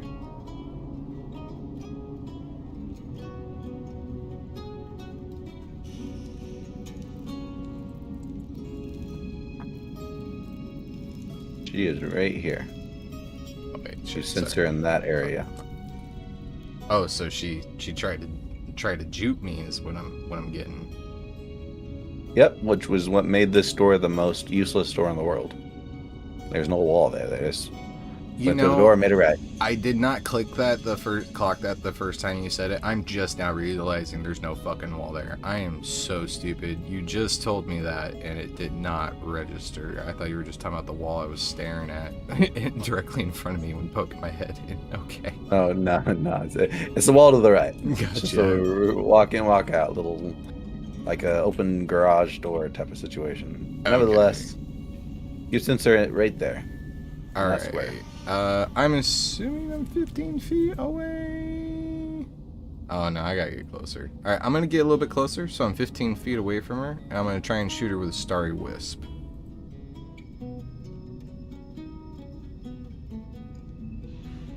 Unless that was a 3-foot bubble that you just made. Hang on, let me do that. It's not. It's 5 foot. Okay, I should be okay. I'll just move a little closer, just to be fair. There we go. Okay. Woink. Okay, before I fire out the Star Wisp, I do want to make sure you know she's walking her way back out into the main streets. Yes, that is totally fine. I know that I have the Warforged or whatever on their way as well, and there's plenty of people viewing it, but they did attack me first, so Jeva is not being... She's not, like, actively trying to steal from people or do something nefarious, so it's not like she's trying to get away with this. Okay. But yes, I believe that was a 20-something to hit. 23. And my little bats are gonna shoot lightning as well, so I do more damage. No problem. You hit. Thank you. 11 radiant, and the rest is lightning. 17. Okay. So you do hit her.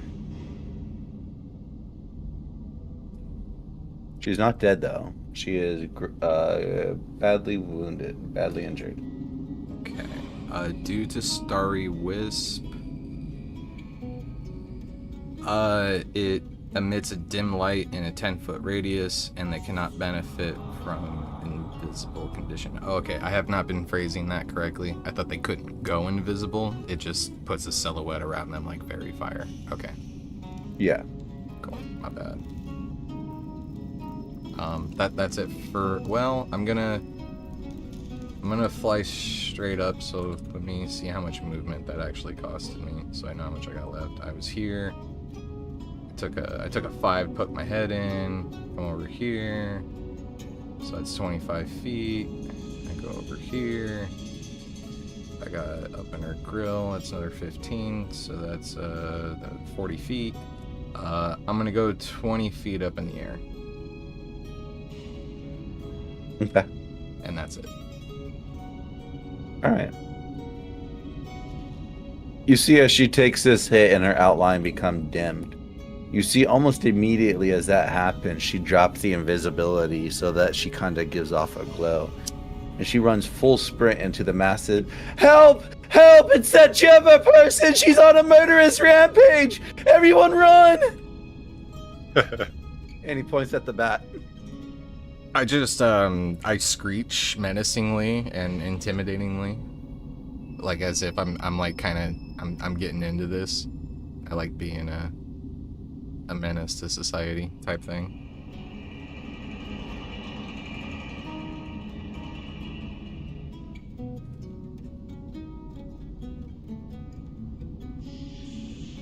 You see she runs all the way to this table and she's pointing. "Somebody call the guards! Hurry! Before he kills any more! There's a bounty on his head!" Her head. Its head. Oh, She says in all aspects. Fucking dead now. You see a couple people turn and almost raise their bows for a brief moment before they see the lightning bats. They begin to turn around the corner and kind of evade. A few people still linger out in eyesight. Not enough to really maybe cause you worry, as you may be seeing red as she's literally full hand pointing in your direction, and multiple eyes have been seeing you. Some people are fleeing the square, some of them to the southwest, which you do see way over yonder some of the Warforged. As soon as I see the Warforged, I will yell out, "Come back here, you little shit. No one attacks me and gets away with it." And then, yeah, I'll just, if I'm good, I'll start moving towards them. Yes, give me a second. I'm making some checks. Okay. I do say that though, and it's more very loudly for other people to hear. I don't know if that'll help my case, and probably not, but I want to at least point out that I'm doing this in self-defense. No Well, problem. She had disadvantage with what she was doing because of your statement, but at the same time, you're talking bat. What people are going to think. So no, true, and I'm chasing her down, so is it really self-defense at that point? Yeah. So yeah, totally good.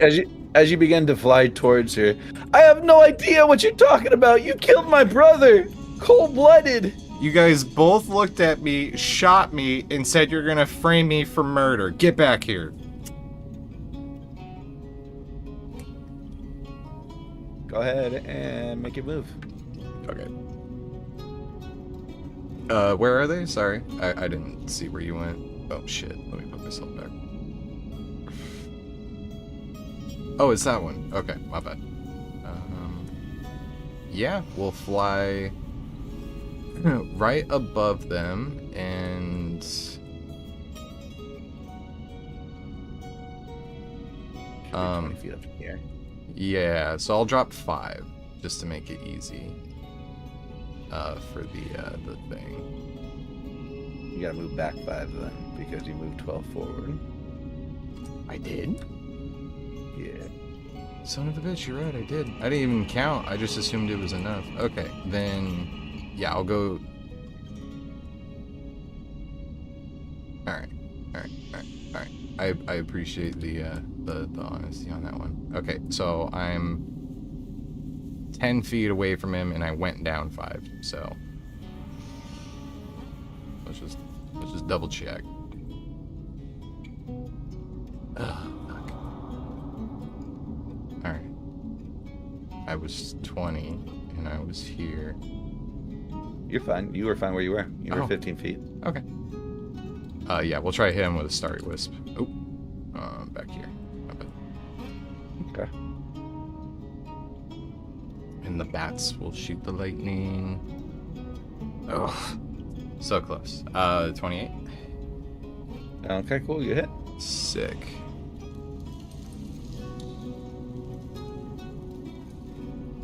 Uh, 10 points of damage.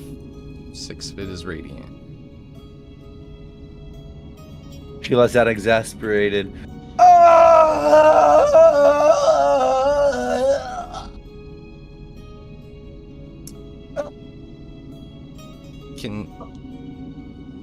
Can I? Right. Okay, now they're dead. Okay, cool. I'm a druid. I have access to a particular spell. I'm doing this because it seemed very telegraphed for both of them, and Jeva's just going to do this because she knows this spells exist. I'm going to continue to light it, the body the fuck up, with let's say like 3 or 4 starry wisps. Okay.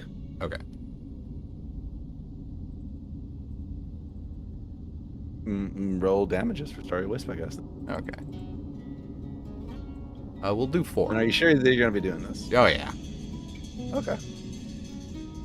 So that's 4 rounds of action you're doing. Yeah, unless Just to anything confirm. interrupts me. Yeah. Okay.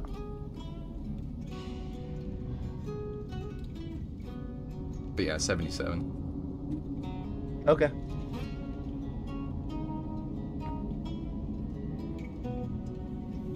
Cool. So you do 77 points of damage. All right. Anything in particular that would catch my eye? Just on his person. I don't want to go through his pockets, but I don't mind grabbing something on my way out. I mean, on their persons, not really. Okay. You don't see anything worth of value. All you see is a lot of eyes on you, and you hear large metal thumping in the distance, running over hurriedly. In fact, the Warforged are almost upon you. I will dash and fly straight up. Okay. As you fly straight up, you see a bunch of people are pointing at you. Yep, that's fine. All right. And what do you do? We'll start flying away.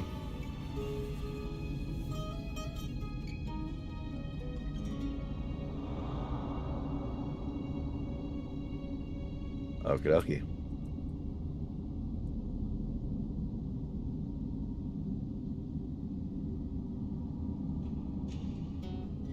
Anax.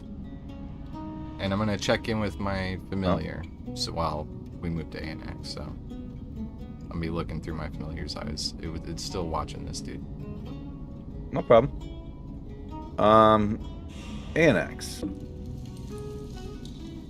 What are you doing? Are you still continuing this conversation about good versus evil, man being inherently good or evil depending on their action, or the sum of their actions within their environment, or the sum of their environment on their actions?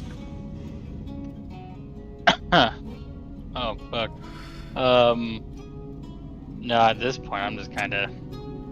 Is there any bands playing? I'm just kind of kicking back and, like, listening to music. It's in intermission right now, so the only bands that are Okay. playing on the outside stages, Law did state things about the games that are around to get more coins. There was a brief introduction about the leaderboards of who has the most coins. Right now, it's it's Stanley Yelnax with 69, and he's leading. He swore that he's not going to get any more because the number's too perfect. He's cheating.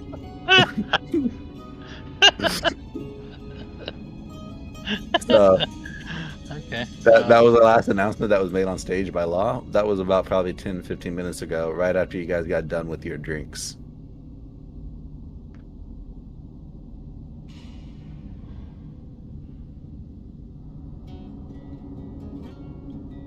Okay. No, I'm just... Oh! Me and Dosferatu were supposed to have that conversation. You remember? I mean, so are you trying to get him to have a conversation with you? Well, like, I told him that we were, like, gonna have, like, a private conversation. And I fucking forget where. Run the tapes. I can't remember. Pull it up, Chris. Wait, when? Pull it up. What happened? When and how long was it in the video? I don't know. I don't. But I mean, I kind of want to talk to him about Pierce and his dealings with Pierce, and maybe plant a bug to get some information about Pierce. That's what I want to have the conversation about with him. Okay. I mean, that's great that that's what you want to have it about. But what I mean is, like, how in character are you portraying this? Oh, okay. You got to role play. Well, I know, but like I want to. Like I'll help you you. said, like during intermission. No, what? I don't need your fucking help. I'm just saying I don't. Like we were supposed to have it during intermission, like so I don't know like how much longer we have until it's over. Oh, okay. I misunderstood. Okay. I mean, yes, there's still intermission. It's going to be about half an hour to an hour, so you still got like a good half to 45 minutes left.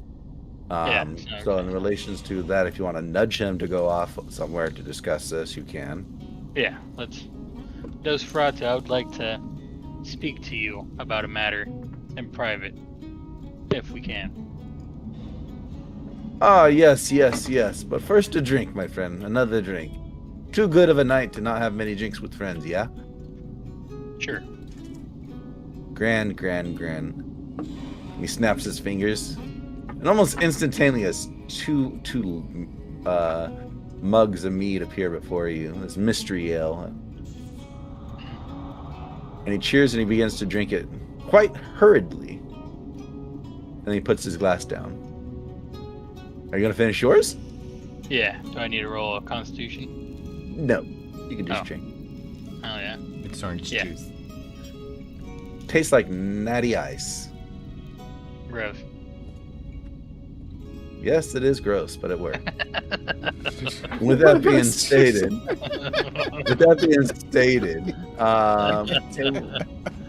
you can move off to the northwest side of the plaza with him. Oh yeah, I'm meeting them behind the Wendy's. Northwest, you said? Yes, right here.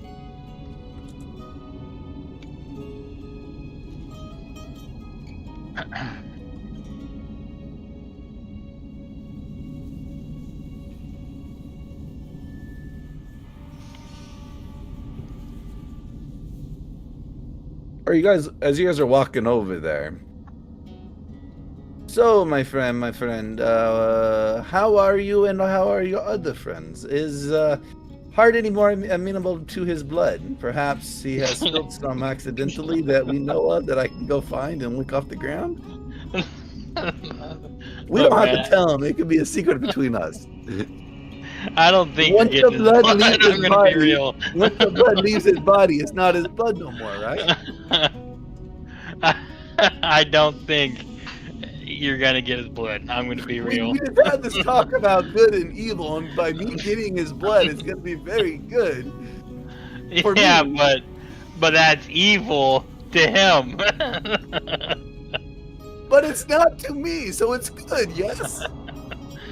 See, there's a subjectiveness to good and evil, you know. I guess. So no blood then? I don't think so. Maybe if he ever is feeling so generous, maybe, I don't know, but So you're saying there's a chance? and I'm saying is you should stop asking him. I'm not asking him, I'm asking you. It's not his blood anymore if it's out of his body. I'm not asking What the him for fuck? his blood. So you're just gonna I'm asking sit for there blood and on the- wait till he sheds blood, and then you're gonna jump down and fucking. Slurp Got a it straw off on the him at all ground. No, I'm just saying, if the blood's on the floor and it's not in his body, is it really his blood? I mean, yes, the blood came from him, but is the blood his? Is that an open question from Shane, or is that in No, that's character? Nosferatu talking. Okay, to sorry. Aang. Yep, shutting up. I mean, it still belongs to him. It's his DNA. He looks Wait, at do you. we understand the concept of DNA in this world? I guess we don't know. It still belongs to him. But it's on the ground. Actually, I'm gonna. Nosferatu kind of leans in and he gets a smile. Belonged. You're saying it wrong. So anyway, did you come over here just to fucking tease me about Hard's blood? Or No. was there something else? It was a serious matter. Damn it. Don't seem so serious with that smile on your face, boy. What is your thoughts on Pierce? Oh, that motherfucker's evil. Okay. Well, that's good to know. No holy man, as holy as he could be, can be as good as he can. That's evil. Evil Have in you disguise, seen- evil in deceit. Have you seen anything personally that's given him off? Like any like sort of evidence to prove his evilness, I guess. Oh, so you want that good info? Yes. Well, you know, I heard somebody has some really good blood. I'm God damn it! Fuck! Yeah, I'm not using my party member as a bartering fucking chip. Well, why don't you try to persuade me somehow? Make a deal.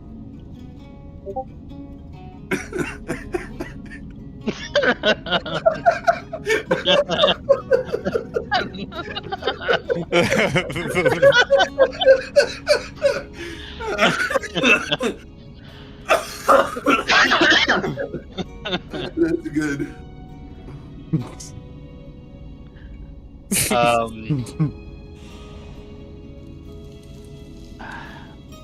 I mean, what?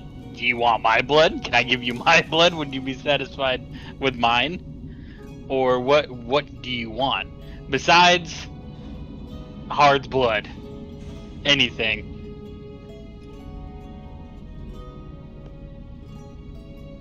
Get me off this Leviathan. Okay. Take me with you. Okay. I think we can arrange that. It's a pact. He kind of cuts his hand. He holds it out. Make this pact with me. You will not leave without me. Or if you do, may you be sickened. Not a threat, just a promise. I want to go with you. I want to give you this information, but if I were to divulge my true thoughts and findings, I, even with all my power, may not live long enough to face Pierce's wrath. But how do I do this? Do I cut my hand too and I shake your hand, or do I just shake your hand? Oh yeah, let me see your hand. And he just kind of slits it with his fingernail.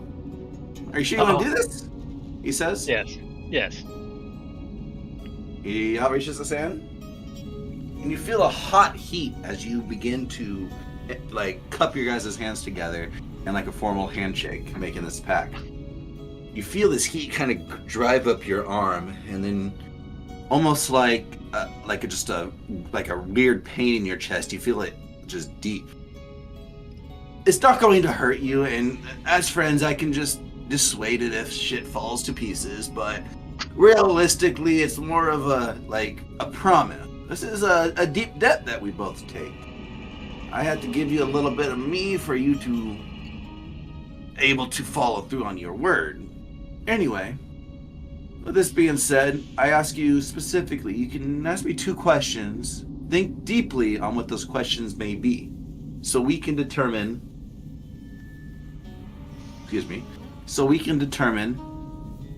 your best course of actions. If you want to ask more, we can. But for 2 questions, you will have the most absurd, 100% honesty, and translucent, transparent information you can get about what I have on this church, what I have on you, what I have on your friends. Can I think about this? Are you asking? Are you asking? Like out of character, yeah. Yeah, because it's a great time. Because right after you, it goes back to Hard. All right, perfect.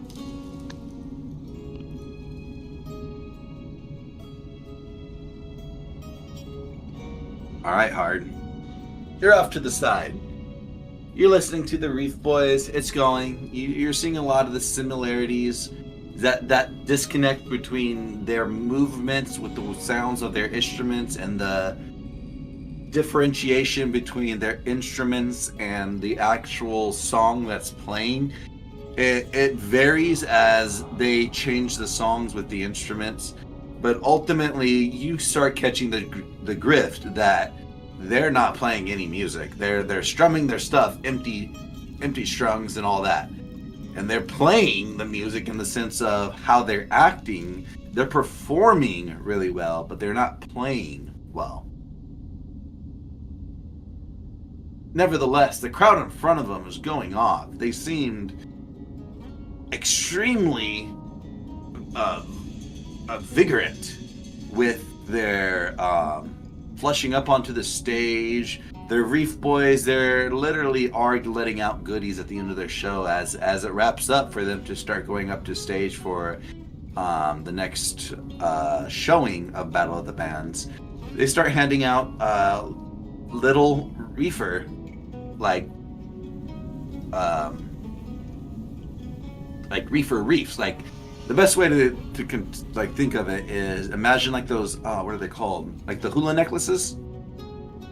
The lays? Lays, thank you. Yes, no, the lays. So essentially, they're handing out like coral lays, and it's part of the reefers. It's a reefer dressing because it's part of the reef. Nevertheless, they're handing those out to the crowd, and you start looking around, and you see quite a few people have this on. Probably 1 in 10, 1 in 15, maybe, at a gross amount. Now, with as many people as it is, 1 in 15 doesn't sound like a lot, but where you're standing right next to their stage, it's more condensed, so closer to probably to 1 to 5. But as far as you look around the whole crowd, like all the way across to the other stage, a few VIPs up on the stage, they all have coral necklaces.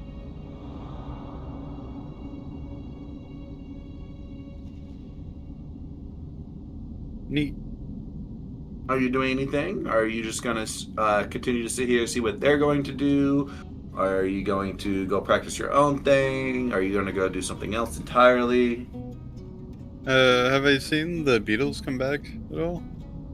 You haven't seen the Beatles come back, but with how dense and populated the crowd is, the only person you'd be able to see quite easily would be Paul McScarab, the big-ass Beatle that's like 8 feet tall.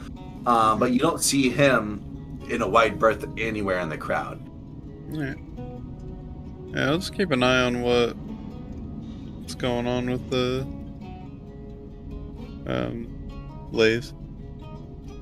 Okay.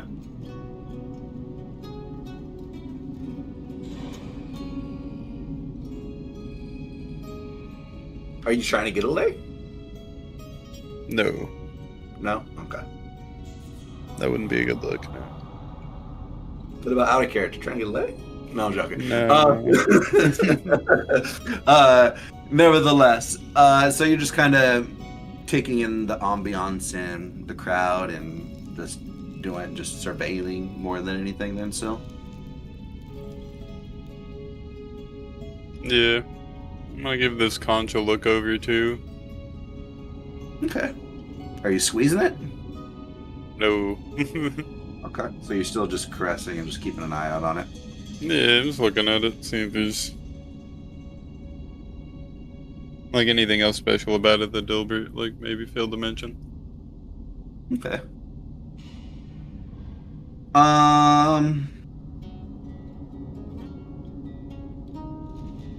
Give me an investigation check.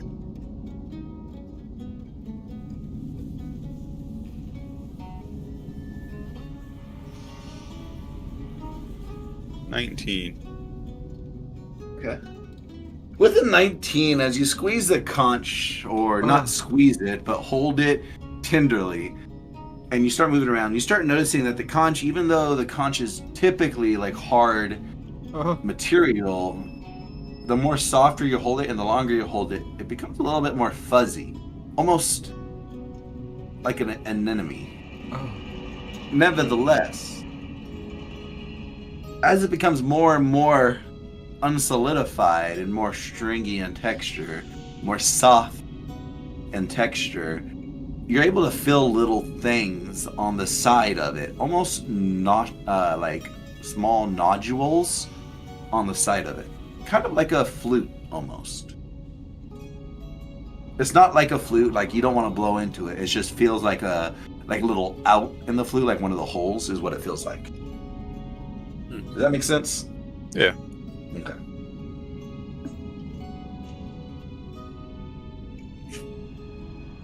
Like I could blow into it if I wanted to.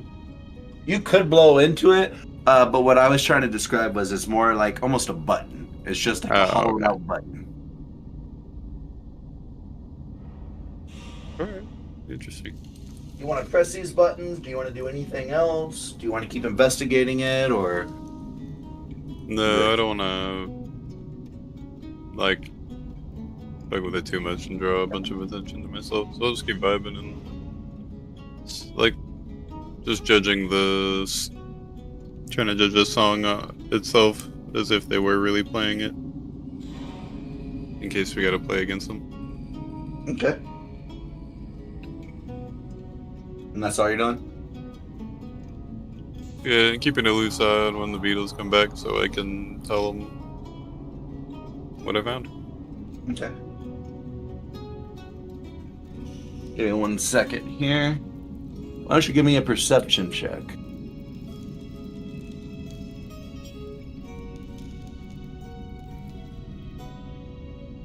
Dirty 20. With a dirty 20, you see out of the crowd, like some people moving and darting out of the way, almost as if like they're being caught off guard by something like near them moving fast. And then as they continue to bump out of the way, you see a kid come running through the crowd. Oh, fuck, he just disappeared. Give me 1 second. Let me grab him again. There you go. He comes running through the crowd. His eyes are locked on you like he wants to ask you a question. Oh, there you are. There you are. We were looking for you. A couple of the boys were taking up a a betting ring, and we want to know if you want to get on it. You know, I mean, some of the other adults didn't want, but we think you would get a kick out of it, of being a jokester and everything. What's the bet? The odds are, is Law gonna get laid? Oh. Oh. Does Law know about this? No, we're not telling any party involved. It's between Jeva and Law.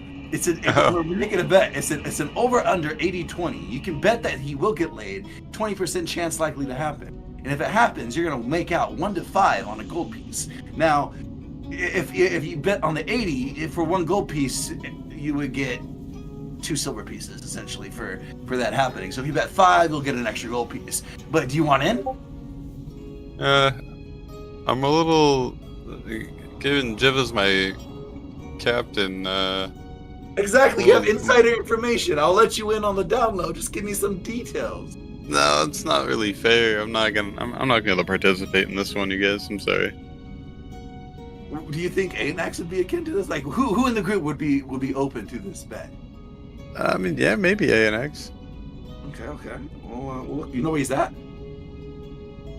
No, sorry, I've been here all day. Who hasn't?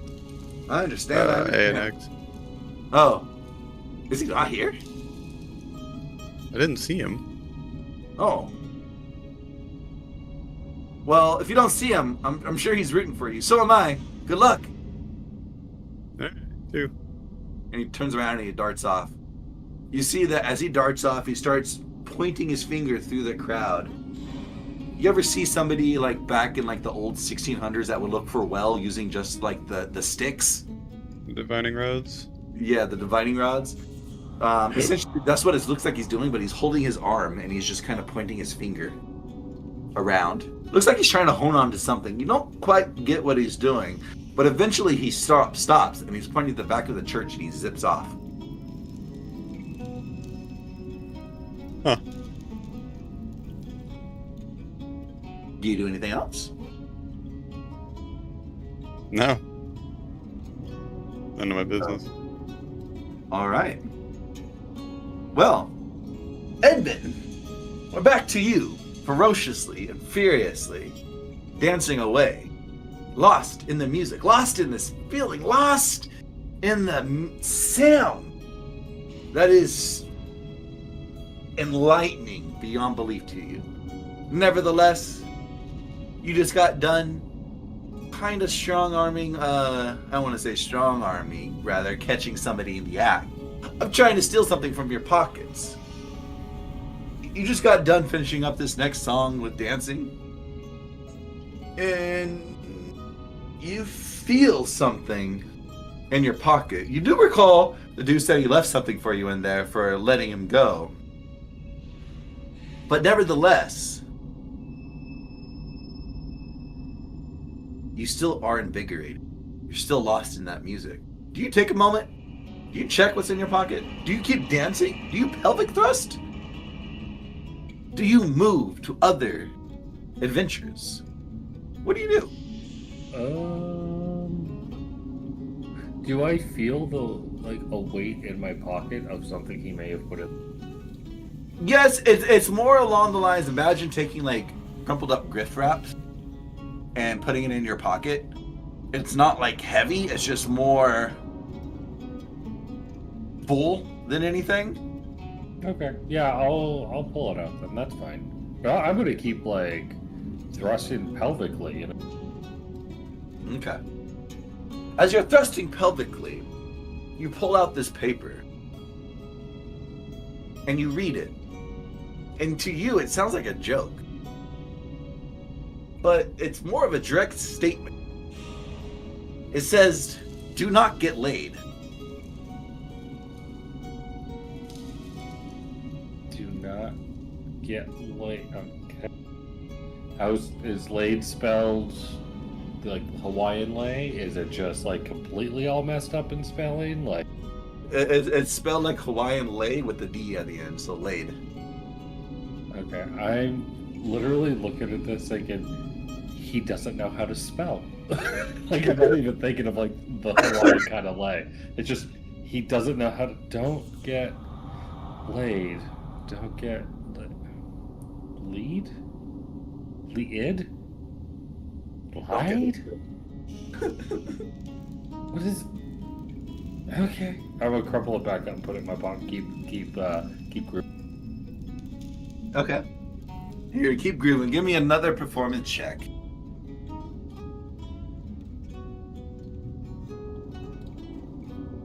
That's a 9 total. Okay. Give me your wacky dance that you're doing. Okay.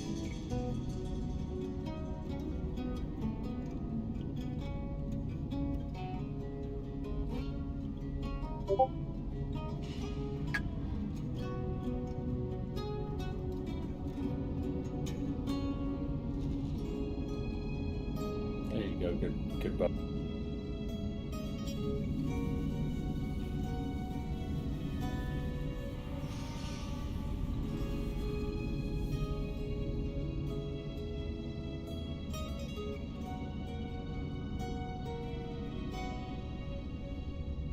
One moment here.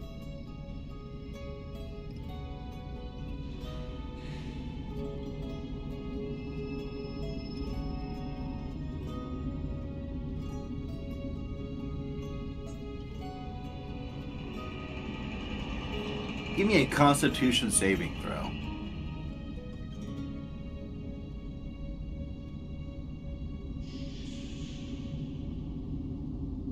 That's 18 total. So you're continuing to jig through this. You are having a euphoric sense of all around you. Your perception, like I stated, has kind of gained new affinities. In addition, with these new affinities, a new feeling has come about. You're noticing things you haven't noticed. Even though you're not in direct sunlight, you feel the light from the torches that are up in abundance around this whole square are emanating this flame, this heat that is warming to the soul. You know vampires have a very huge disdain for sunlight. Through all of your readings in the Grand Library of Thay, you know that they do not like sunlight.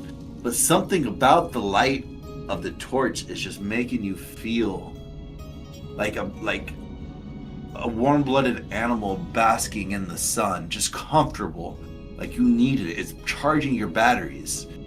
Nevertheless, as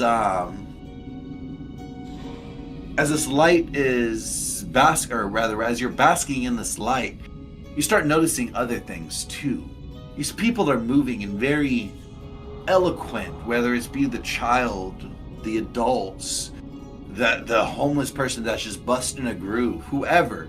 All of them look so elegant in their movements. You find yourself eyeing their necks, the dirt and grime that's mixed with some of this blood that's on their skin for no apparent reason. Your eyes are drawn to their cuts, their bruises, their tender necks. You feel an urge, a compulsion almost, but you're able to abate that almost fervently so, almost not even noticing this feeling. Your eyes drawn to these people's partitions, because of the fact that you're just lost in this euphoric sense of eyesight, this blissful music. Your ears sound like they have ears. It's just so great. But that urge, it sits in your mind. You felt it. How does that make you feel? The urge itself.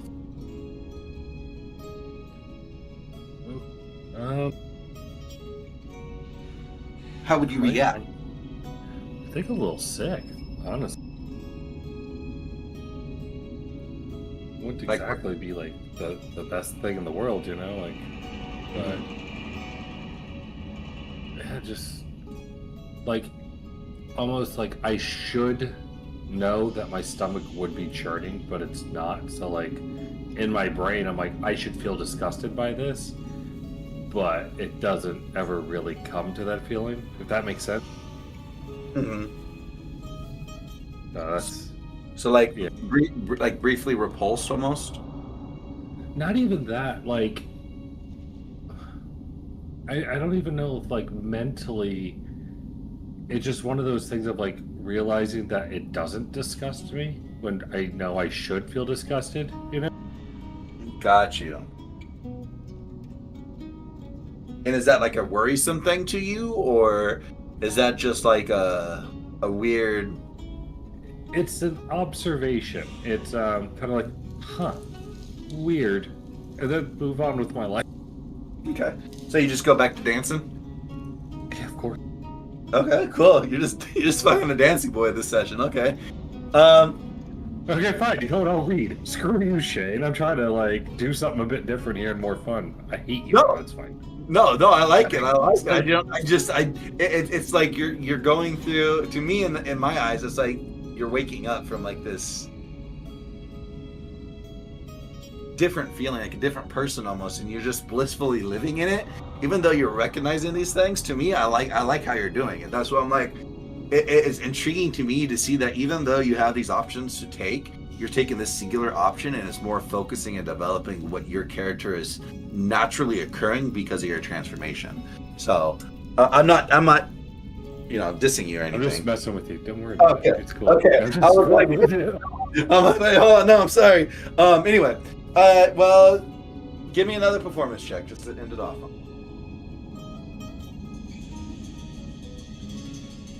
Well, that is a 10 total. Okay. With a 10, you're busting that jig. It's not grand, but you do catch a couple kids trying to mock your moves. You're not sure if they're trying to help you to improve, if they're mocking you, or if they're just doing it horribly because they see you doing it horribly. Either way, it doesn't matter because you're busting a move. Jeva. You just flew up higher, kind of into the smog a bit. Not enough to be enacted, maybe a little bit more of impaired vision, but not where you can't see anything to any degree. It's just smoggy, I guess.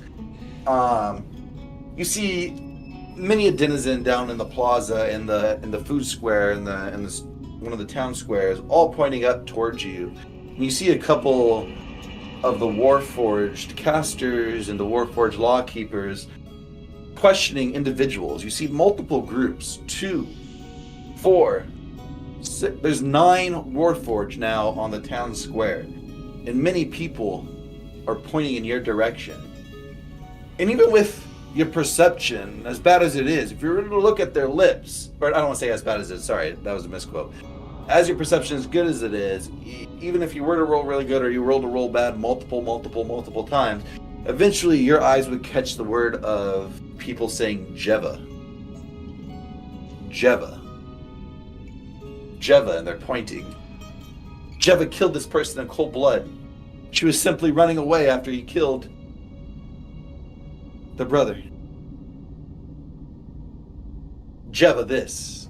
More fingers pointing high. You see a couple kids come walking up and start talking to a lawkeeper. And they're all pointing. You see the lawkeeper just take his gun out and just start pointing in your direction. Not at you, just in your general direction of where you flew. Jeva. Across all their lips. You positioning yourself, maybe listening to a different message. It doesn't matter what happens. You know they're all saying Jeva as they're all pointing towards you. But you're away. You're up in the air. What do you do? Oh, Jeva could give 2 fucking shits. So she's just gonna keep on flying away until the fog is no longer line of sight. And then we'll wild shape into a bat and start making my way back over to the concert.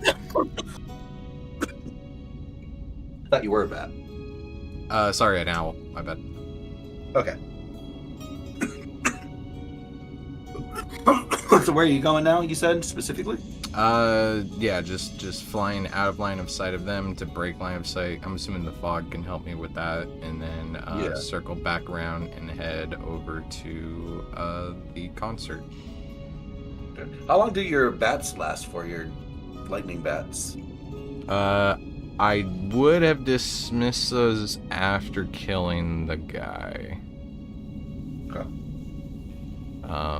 Because they definitely draw attention. But it does last for 10 minutes, so. Okay, yeah. So, can you show me with your character specifically what route you're taking real quick, so I can see? Yeah. So let's say I was over here, and then I started making my way downtown. Oh, so you went south. Yeah, like southwest. Yeah. Sorry, my camera angle kind of changed that drastically. And then head along west.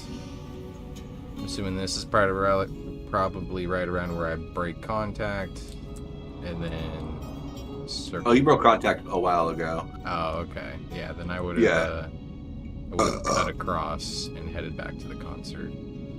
Okay, cool. Where do you want to be at in the concert? We're gonna go and land on Anax's shoulder, but I'm going to I'm gonna fly above him, and probably about 20 feet above him, just in case you cause damage. That's fine. I'm gonna wild shape as a spider and land on him, but I would like to extend some of my silk to use as a parachute, as spiders do, to kind of soften my fall and also kind of guide myself onto his shoulder, so that it says I don't want to land on his shoulder as a bird. I just want to land on his shoulder as a spider, so hopefully I don't draw too much attention. Okay. Why don't you give me a perception check? Because there's so many people here, it's like a Where's Waldo. So I'll need a perception check real quick there. I'm assuming you're going to go below the smog, so you don't get disadvantage, right? Yeah. Okay. 16? A 16? Yeah.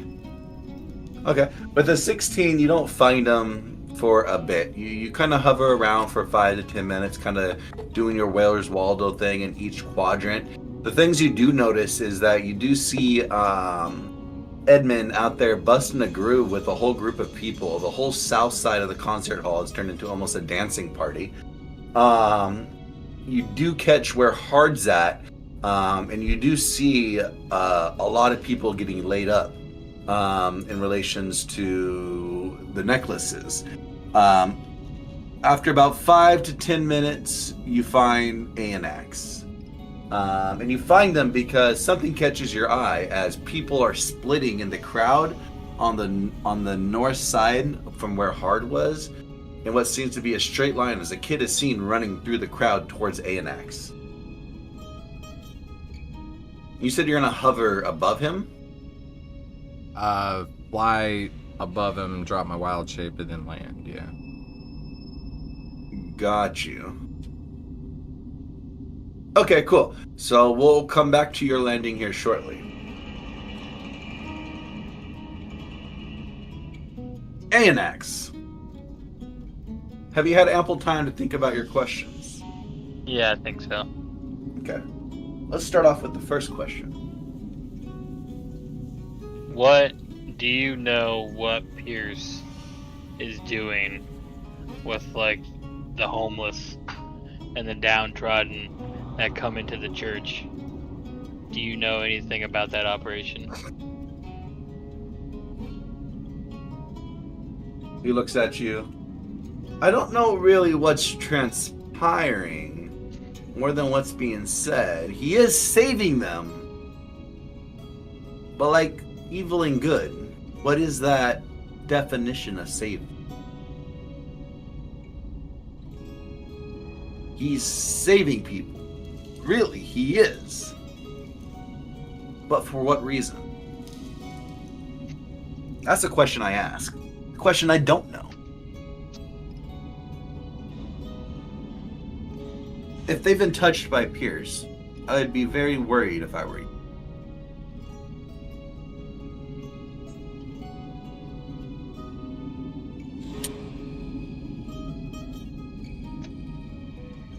Okay.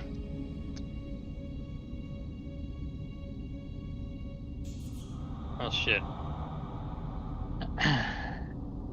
Were you seeking a better definition in that question? I guess that doesn't really.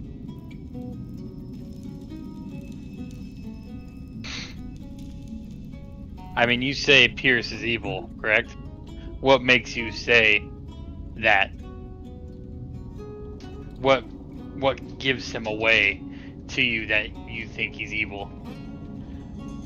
You don't feel it? Well, yeah, but I mean, you have to have. Sometimes you have to have proof. You don't sense. You don't sense him. You see that he's roll an insight check real quick.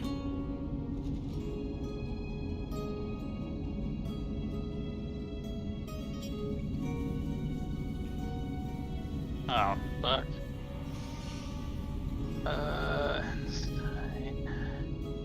That's 7 flat. Okay. With the 7 flat, he restates his question. You know that he's trying to tell you it's not what you feel about him, what you think you know. It's the actual feeling of him is what he's trying to get across to you.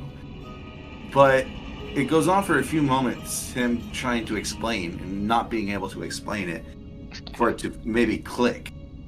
But then he looks at you and you see him kind of in the most depressed and dark tone. For being a Palor, a priest of Palor, he radiates death.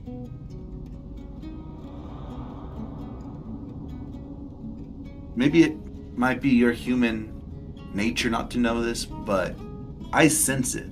Being a thing that creates death. He's pointing at himself, talking about his vampirism. That's something different. That is death. I can't explain it. The notion he's taken about saving people, how he's saving people. Heck, didn't you just have somebody blow themselves up just yesterday or earlier today or whatever it was that I heard about? Who'd you hear that from? I have my sources. I'm not the. Let's just say Jev is not the only one that can shapeshift.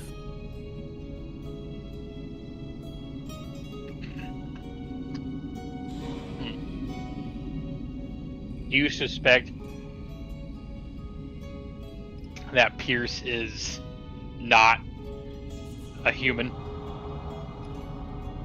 Is this your second question, essentially? Yeah, I guess. Okay. I know the other one was more of a definition of the first question, so that didn't really count. But this, as far as the second question, you want 100% honesty is? Yeah. Okay. No, he's a lich. Oh. What the hell? Bum bum bum. Well. Okay. That's Damn, I want to ask another question now.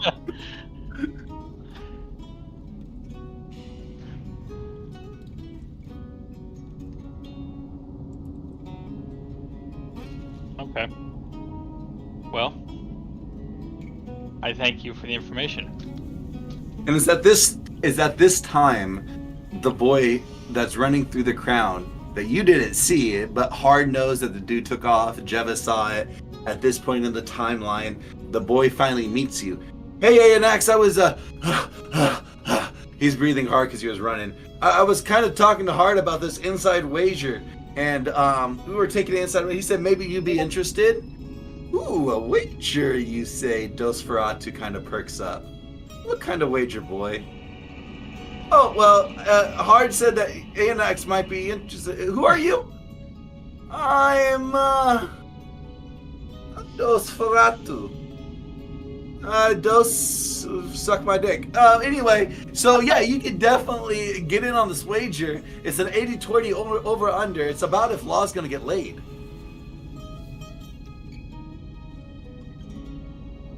Oh, laid? You don't mean like that. And he kind of points to one of the necklaces around the people's heads. No, like his date tomorrow.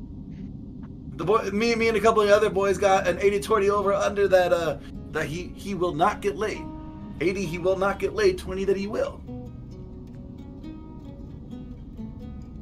Now the first mate, he was too honorable, so I can understand it. But you haven't even been on the ship, so technically you're not a crew yet. You're a party member. So if you want to get in on this, ANX, just, you can turn 1 gold into 5 on the over under with the 20 that Law gets laid. You wanna take that bet? How much would you like to bet? This is about his date, Jeva, right? Correct. Out of character, yes. It's about his date with Jeva tomorrow night when you guys go to the ball. The Keeper's Ball. Huh.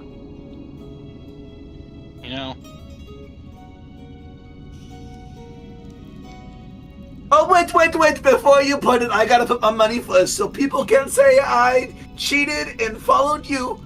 Let me tell you. Nosferatu pulls out his coins. It's a pretty sizable pouch. And you see him put his fingers in. And they come out unnaturally full as the stack becomes like almost symmetrical down. I'm gonna put 10 gold. That Law is gonna get laid.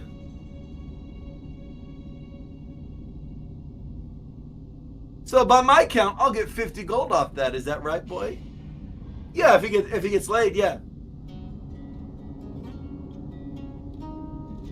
ANX looks at you. So are you gonna place a bet?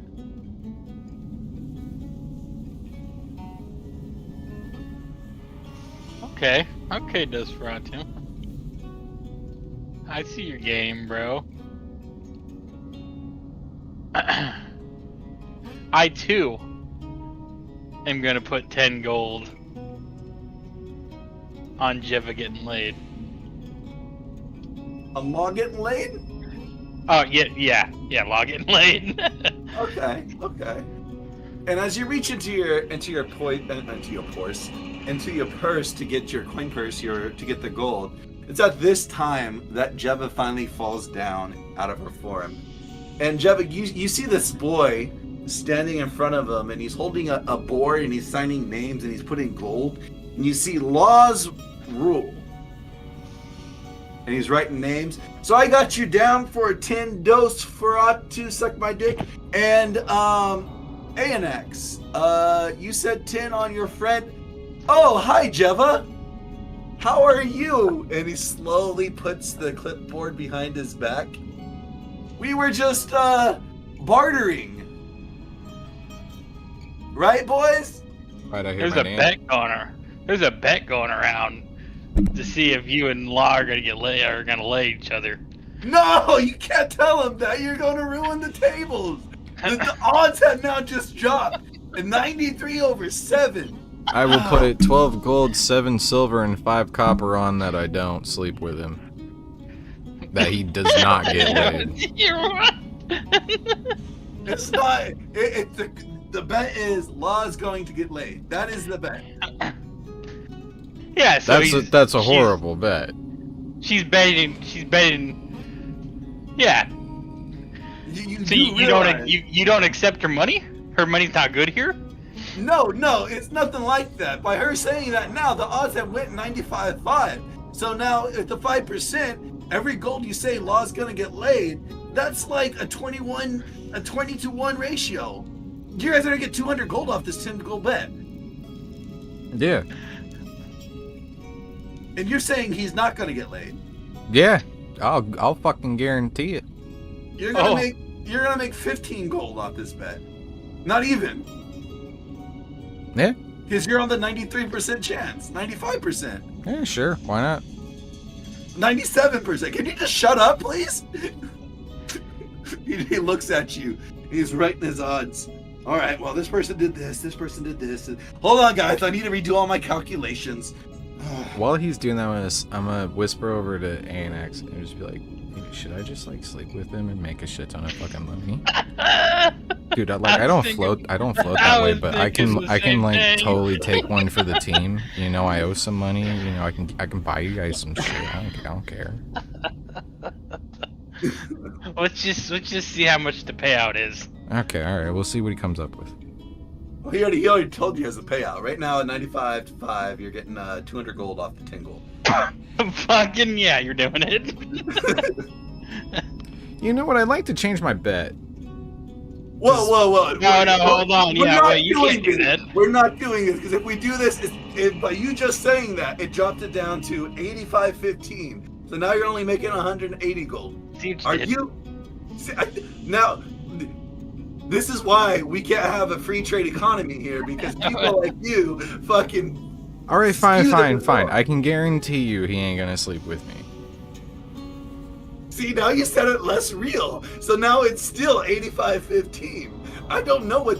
Oh, my fucking... All right, well, yours was the last bet. I gotta go finish my tables and tell people about their betting. Give them their money back. Can I do a supplemental bet? Can we do a supplemental bet? You're not over here. Okay, you idiots, do a supplemental bet.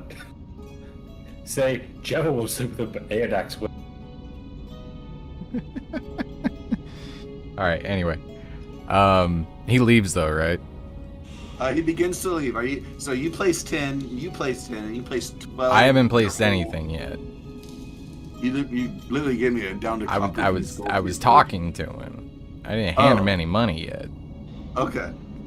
Well, are you placing your bet? And if so, where? Alright, I look around and I'm like, what the fuck? God, one of those little bastards did steal from me. Ah, shit. I reach my pocket.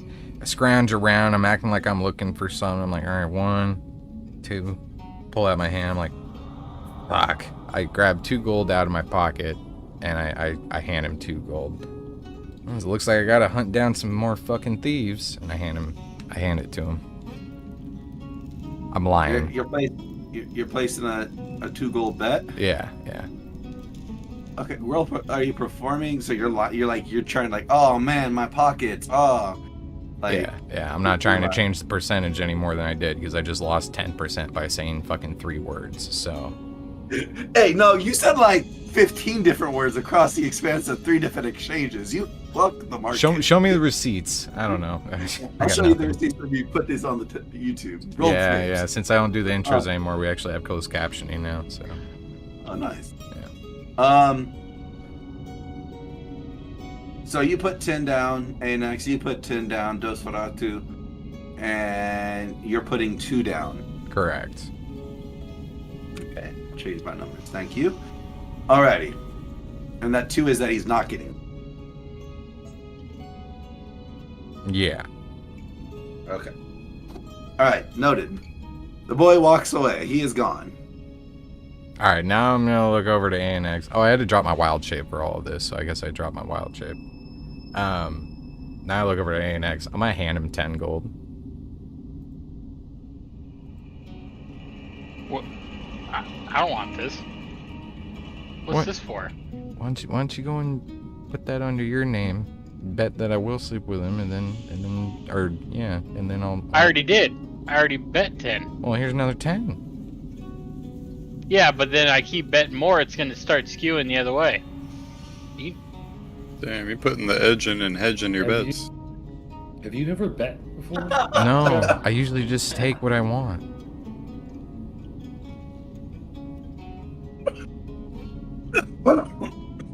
I got this. Alright, well, fine. Anyway, the keepers are looking for me. I mean, so. I'll take the... No, I'm keeping it. I'm fucking... If you're not gonna fucking bet it and fucking...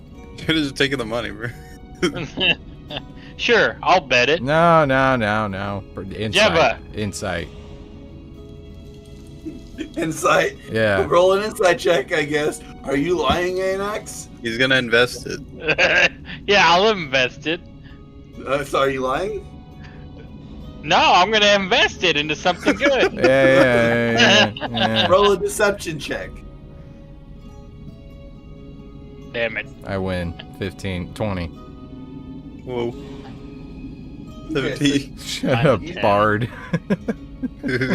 You truly believe that what Aonax is saying is what he believes, but you know that it's not what you meant. I see. Yeah, I'm gonna put my money back in my pocket, and I'm gonna put my hand on his shoulder, and I'm gonna wild shape into a spider, and I'll be on his shoulder because I'll like merge into my hand.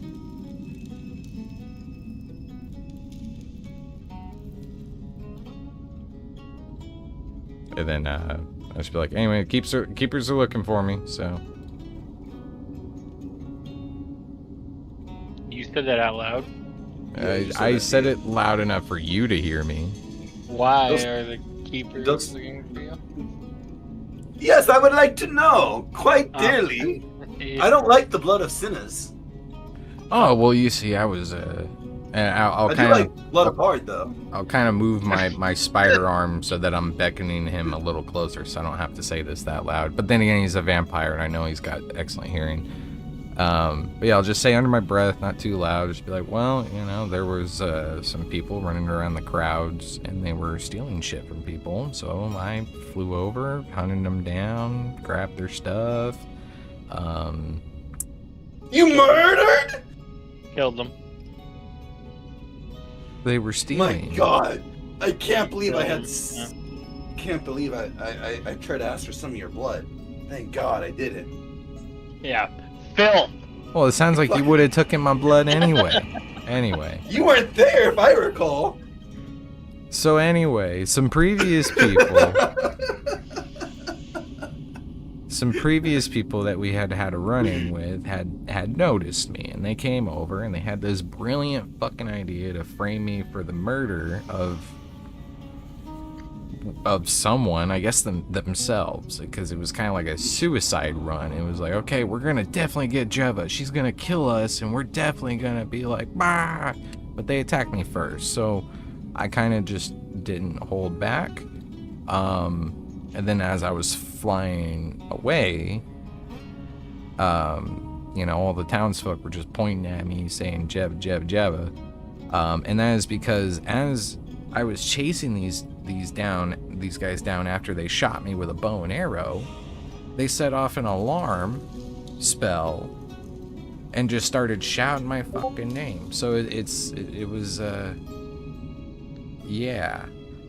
They framed me for something that I was about to do, which is kill them for shooting at me with a bow. You guys Why, you see Dosferatu kind of walk over to the other shoulder that you're not standing on. He kind of cups his hand around Aonax's ear. Roll a perception check, Jeva. Okay.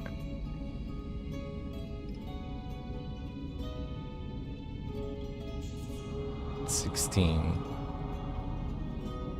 You barely make out what he says.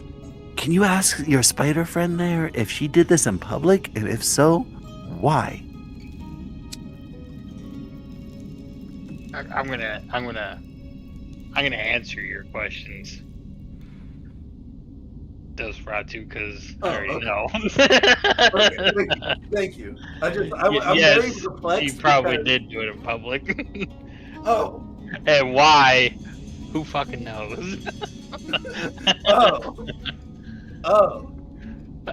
So you have the law keepers after you now? Is that what you're saying, Jebba? They're looking for me. I wouldn't say they're half. Why would you come back here? Oh, I made sure that they thought I didn't Why are go. you talking to me? Well, I made Like, sure why that. aren't you- Well, I mean, listen. I'm a fucking spider on your shoulder. All right. If God is that horrible to me that they're gonna notice that I'm on your shoulder, then by all means, you can give me shit for it. But I think I'm pretty safe here. And to be fair, I fled in the almost opposite direction, got out of line of sight, and I circled back. So it's not like I flew from there to here. Nosferatu comes over to you, kind of shrugs your abdomen, and he says, "You know what? I can forgive you if you bring me some of the hard blood." What the fuck did he say?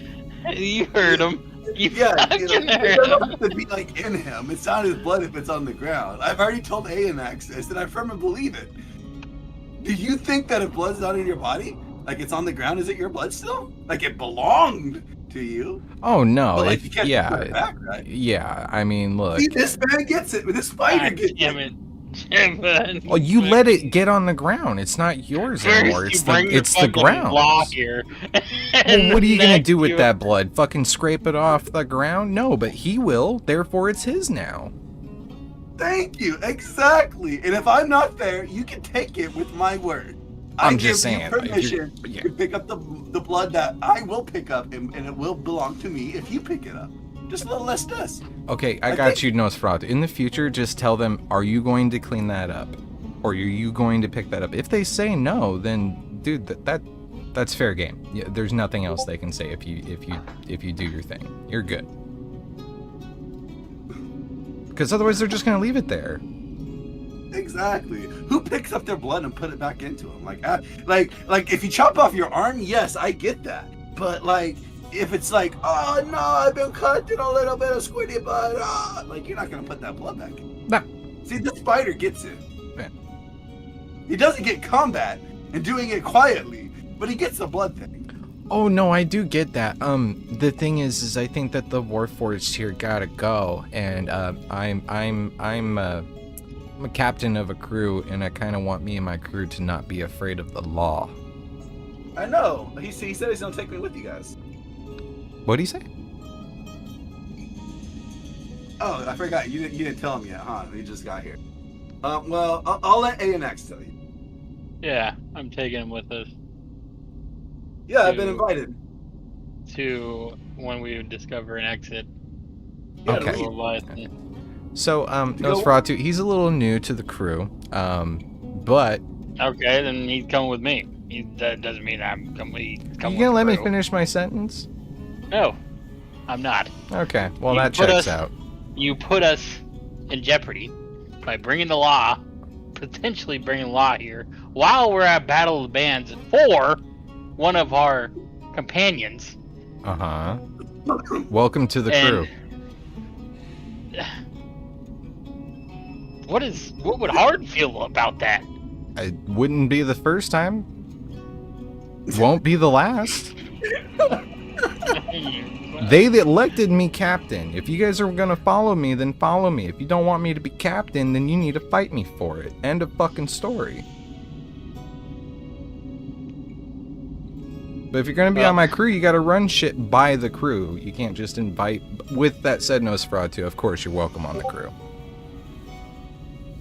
Yes, thank you. I already knew that. He made a pact, and it was kind of already set in You made a stone. fucking I pact appreciate with it. him? Oh my god.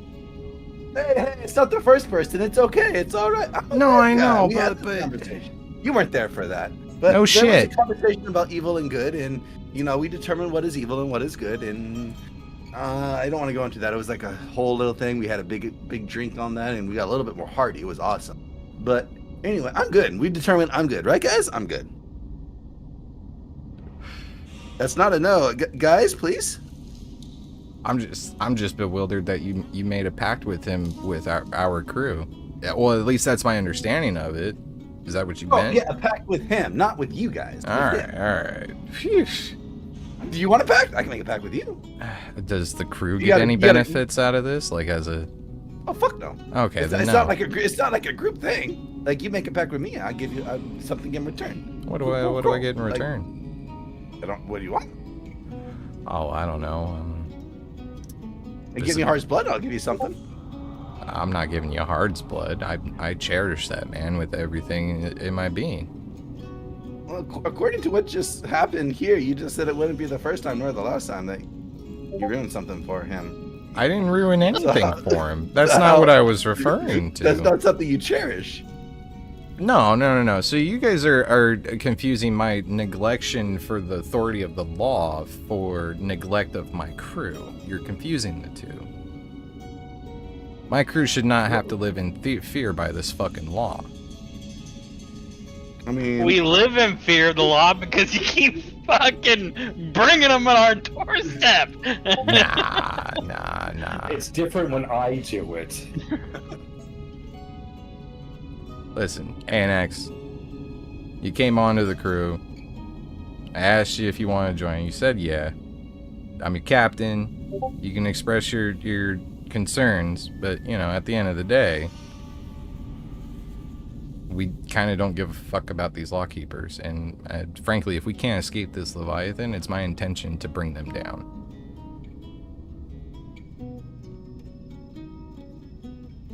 Are you gonna fight the machine? I'm gonna rage against the machine. Yeah, we had that uprising a couple, like, I want to say 300 years ago. Kind of bloody. We walked around in blood for about 2 weeks before it all drained out. It was weird. Not a fun time. Not a fun time. Though I was sated. It was nice. Not a fun time. Man, that blood. It was weird. Anyway, so are we staying here? Was there more conversation? Can I go back to my drinking with Roland? Yeah. Let's go back to our tables. Yeah, it became a little bit awkward with you swaying the bets. I want you to know if I lose my bet, I expect full reimbursement. Well, who'd you bet but- against? Who was the bet against? Yeah. I mean, it was about getting, like, Law getting laid. So if I lose my bet, you don't fuck him. You owe me 10 gold. How much do you win if I fuck him? Was that like 180, something like that? Yeah, it was 85.15, so I think 180. Split that with me and I'll do it. Whoa. You're talking to those Fratsu or me? Talking both of you.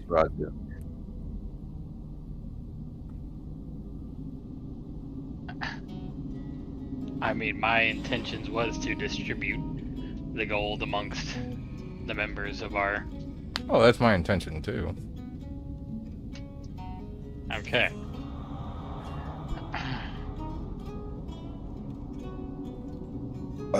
Excuse me.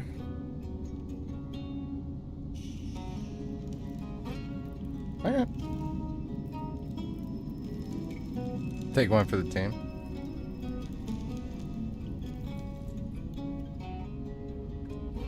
I gotta get my ratio calculator better, because I don't think that math was mathing correctly. Either way, still, it was a pretty large sum. It's set in stone now. It can only go up. It can't go down. Well, it depends on if somebody interferes with law and order of things. That being stated, you make your way back to the main VIP room. Are you guys going, or excuse me, are you going to Jeva? I'm on his With shoulder, Aina. so wherever he's going. Okay. So you guys return to the VIP thing. Let's head over to Hard. Hard, give me a perception check. Alright. Sorry, my cat was driving me nuts during that whole thing too, so I was getting fucking annoyed. No worries. Missed a super low roll, 24. Okay. With a 24, as you're looking around, you do... with the 24, you're looking around, and you do see the Beatles finally coming back after about 45 minutes, 50 minutes, which is just when the intermission is about to get over. When they're coming back, you do see something, though, that's amiss. My passive 20 perception. See anything? Something's missing. Hold on. Where's this other person? Where's... Is that the thing that's amiss? Yeah, there's... One of these people are missing from the, because G Weevil's just a bandy. There's supposed to be someone else here. I'm trying to remember where did they go? Oh, there he is. George Barry's son got moved. There you are.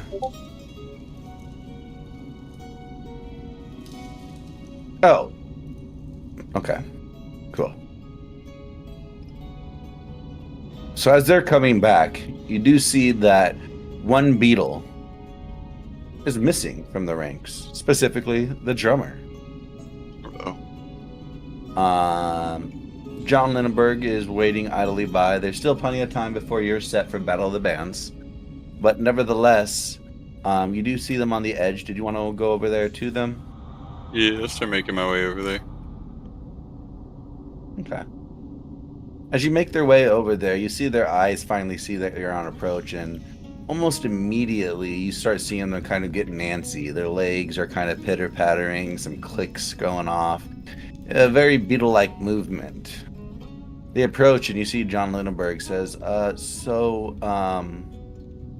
got an issue here. Well, yeah, George is gone. Where did he go? Well,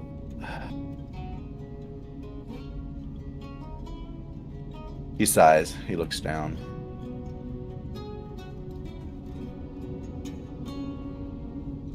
You see, us, like, beetle lives are grand. We do writhe around in shit sometimes, but it's a good time.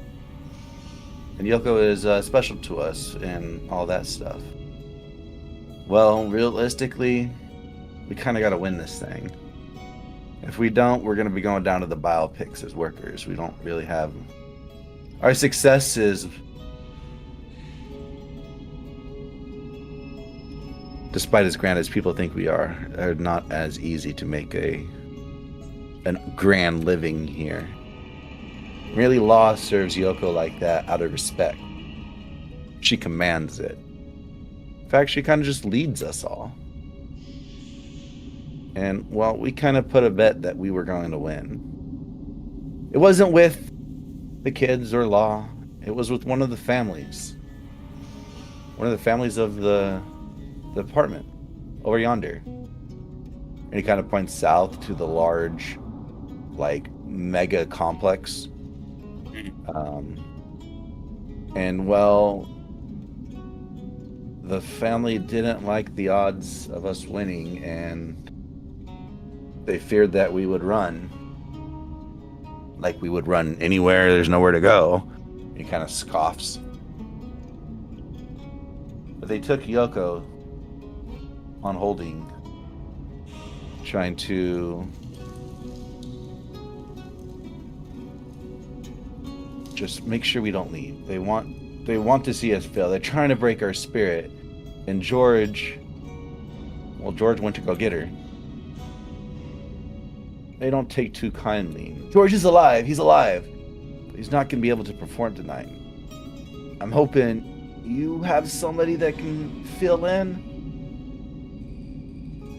Do you know anybody? I'll talk to law. I'll see if there's a way we can amend the rules because of outstanding consequences. But there's nobody in my group that would be as inclined to play at the same level than my group, unfortunately. They don't need to play instruments. They can sing. They can do anything. Like, hell, there's musicians up there blacksmithing. Like, what the fuck is that? And they're performing. So, I mean, anything that you think can make them make music. Just... He looks down and he feels defeated. It wouldn't hurt to ask again. You know, I wouldn't ask this of you if I didn't think it was going to work. I'll ask. I have an idea.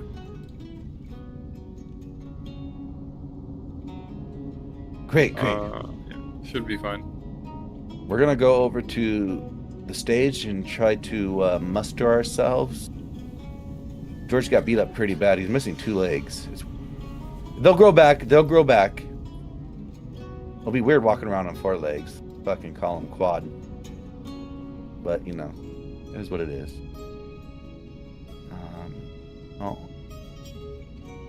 Do you want us to kill him? George? No, not George. The people holding Yoko. No. If we win this thing, we'll get her back, and we won't have to owe them anything. If we fail, they're going to keep holding her for purposes, they say, and we will go to the bile pits because we work in such filth. But I feel like we would deserve it there if we left Yoko there. I'm a firm believer in your power, our power, our instruments. We can't lose this. They're all bad. Did you check the Reef Boys? They're the only ones that I'm worried about. I did, and you were right to suspect something's off. And I just hand him the conch. And so they're using these for their performances. What is it? I gently caress it and hold it up to what I believe is its ear. I believe it's good words there. He's like, whoa, how is that? What is that?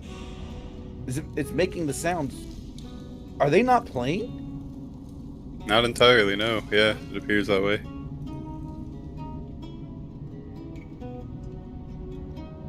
He looks over. He looks back. With the chitin and the jealous-like texture across his face, you see very like human emotion across his face, and it's disheartened. It's disparagement. It's distraught. He would never think somebody that was or who would do something like this because of the fact, hey, they didn't even know this thing ever existed. Yes, there are mimicry and things like that out there in the world, but in relation to like a magical conch that just played music for them, that's wild. And they're very disheartened that somebody would go to such a length to be fake, I guess is the best way to say. It seems like we're not the only ones who have high stakes on winning this thing, if they're willing to go this far. Do you know what's at stake for them? Not entirely. At least nothing more than hearsay, anyway.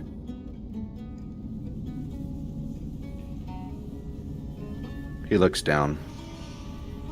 Alright, well, we're gonna go practice. You can listen to the next round. Place your votes for the Battle of the Bands. Make sure you let people know. But we're gonna go find the extra person we need. Okay. And they make their way to the stage, to the far southeast corner, or excuse me, southwest corner. What do you do? I don't see any of the squad within eyesight here, do I? No, you don't. Alright. Well, I know where Poultry and the gang are, so I'm gonna go to them then. Oh, I don't see Edmund. That's not him. Oh, I'm so sorry. Yes, Edmund is right there. He's busting a groove. He's so okay. meshed in with the crowd, nobody saw him until just now. Oh. You do see Edmund. Edmund, what dance are you in the middle of that hard spots you? Oh boy. I got you. One sec.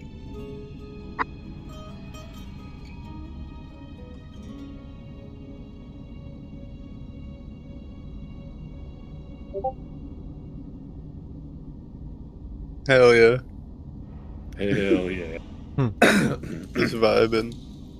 You're vibing so hard, your eyes are closed just like in that video. You don't realize you're vibing so hard in front of Hard until you open them and you just see Hard standing there looking at you.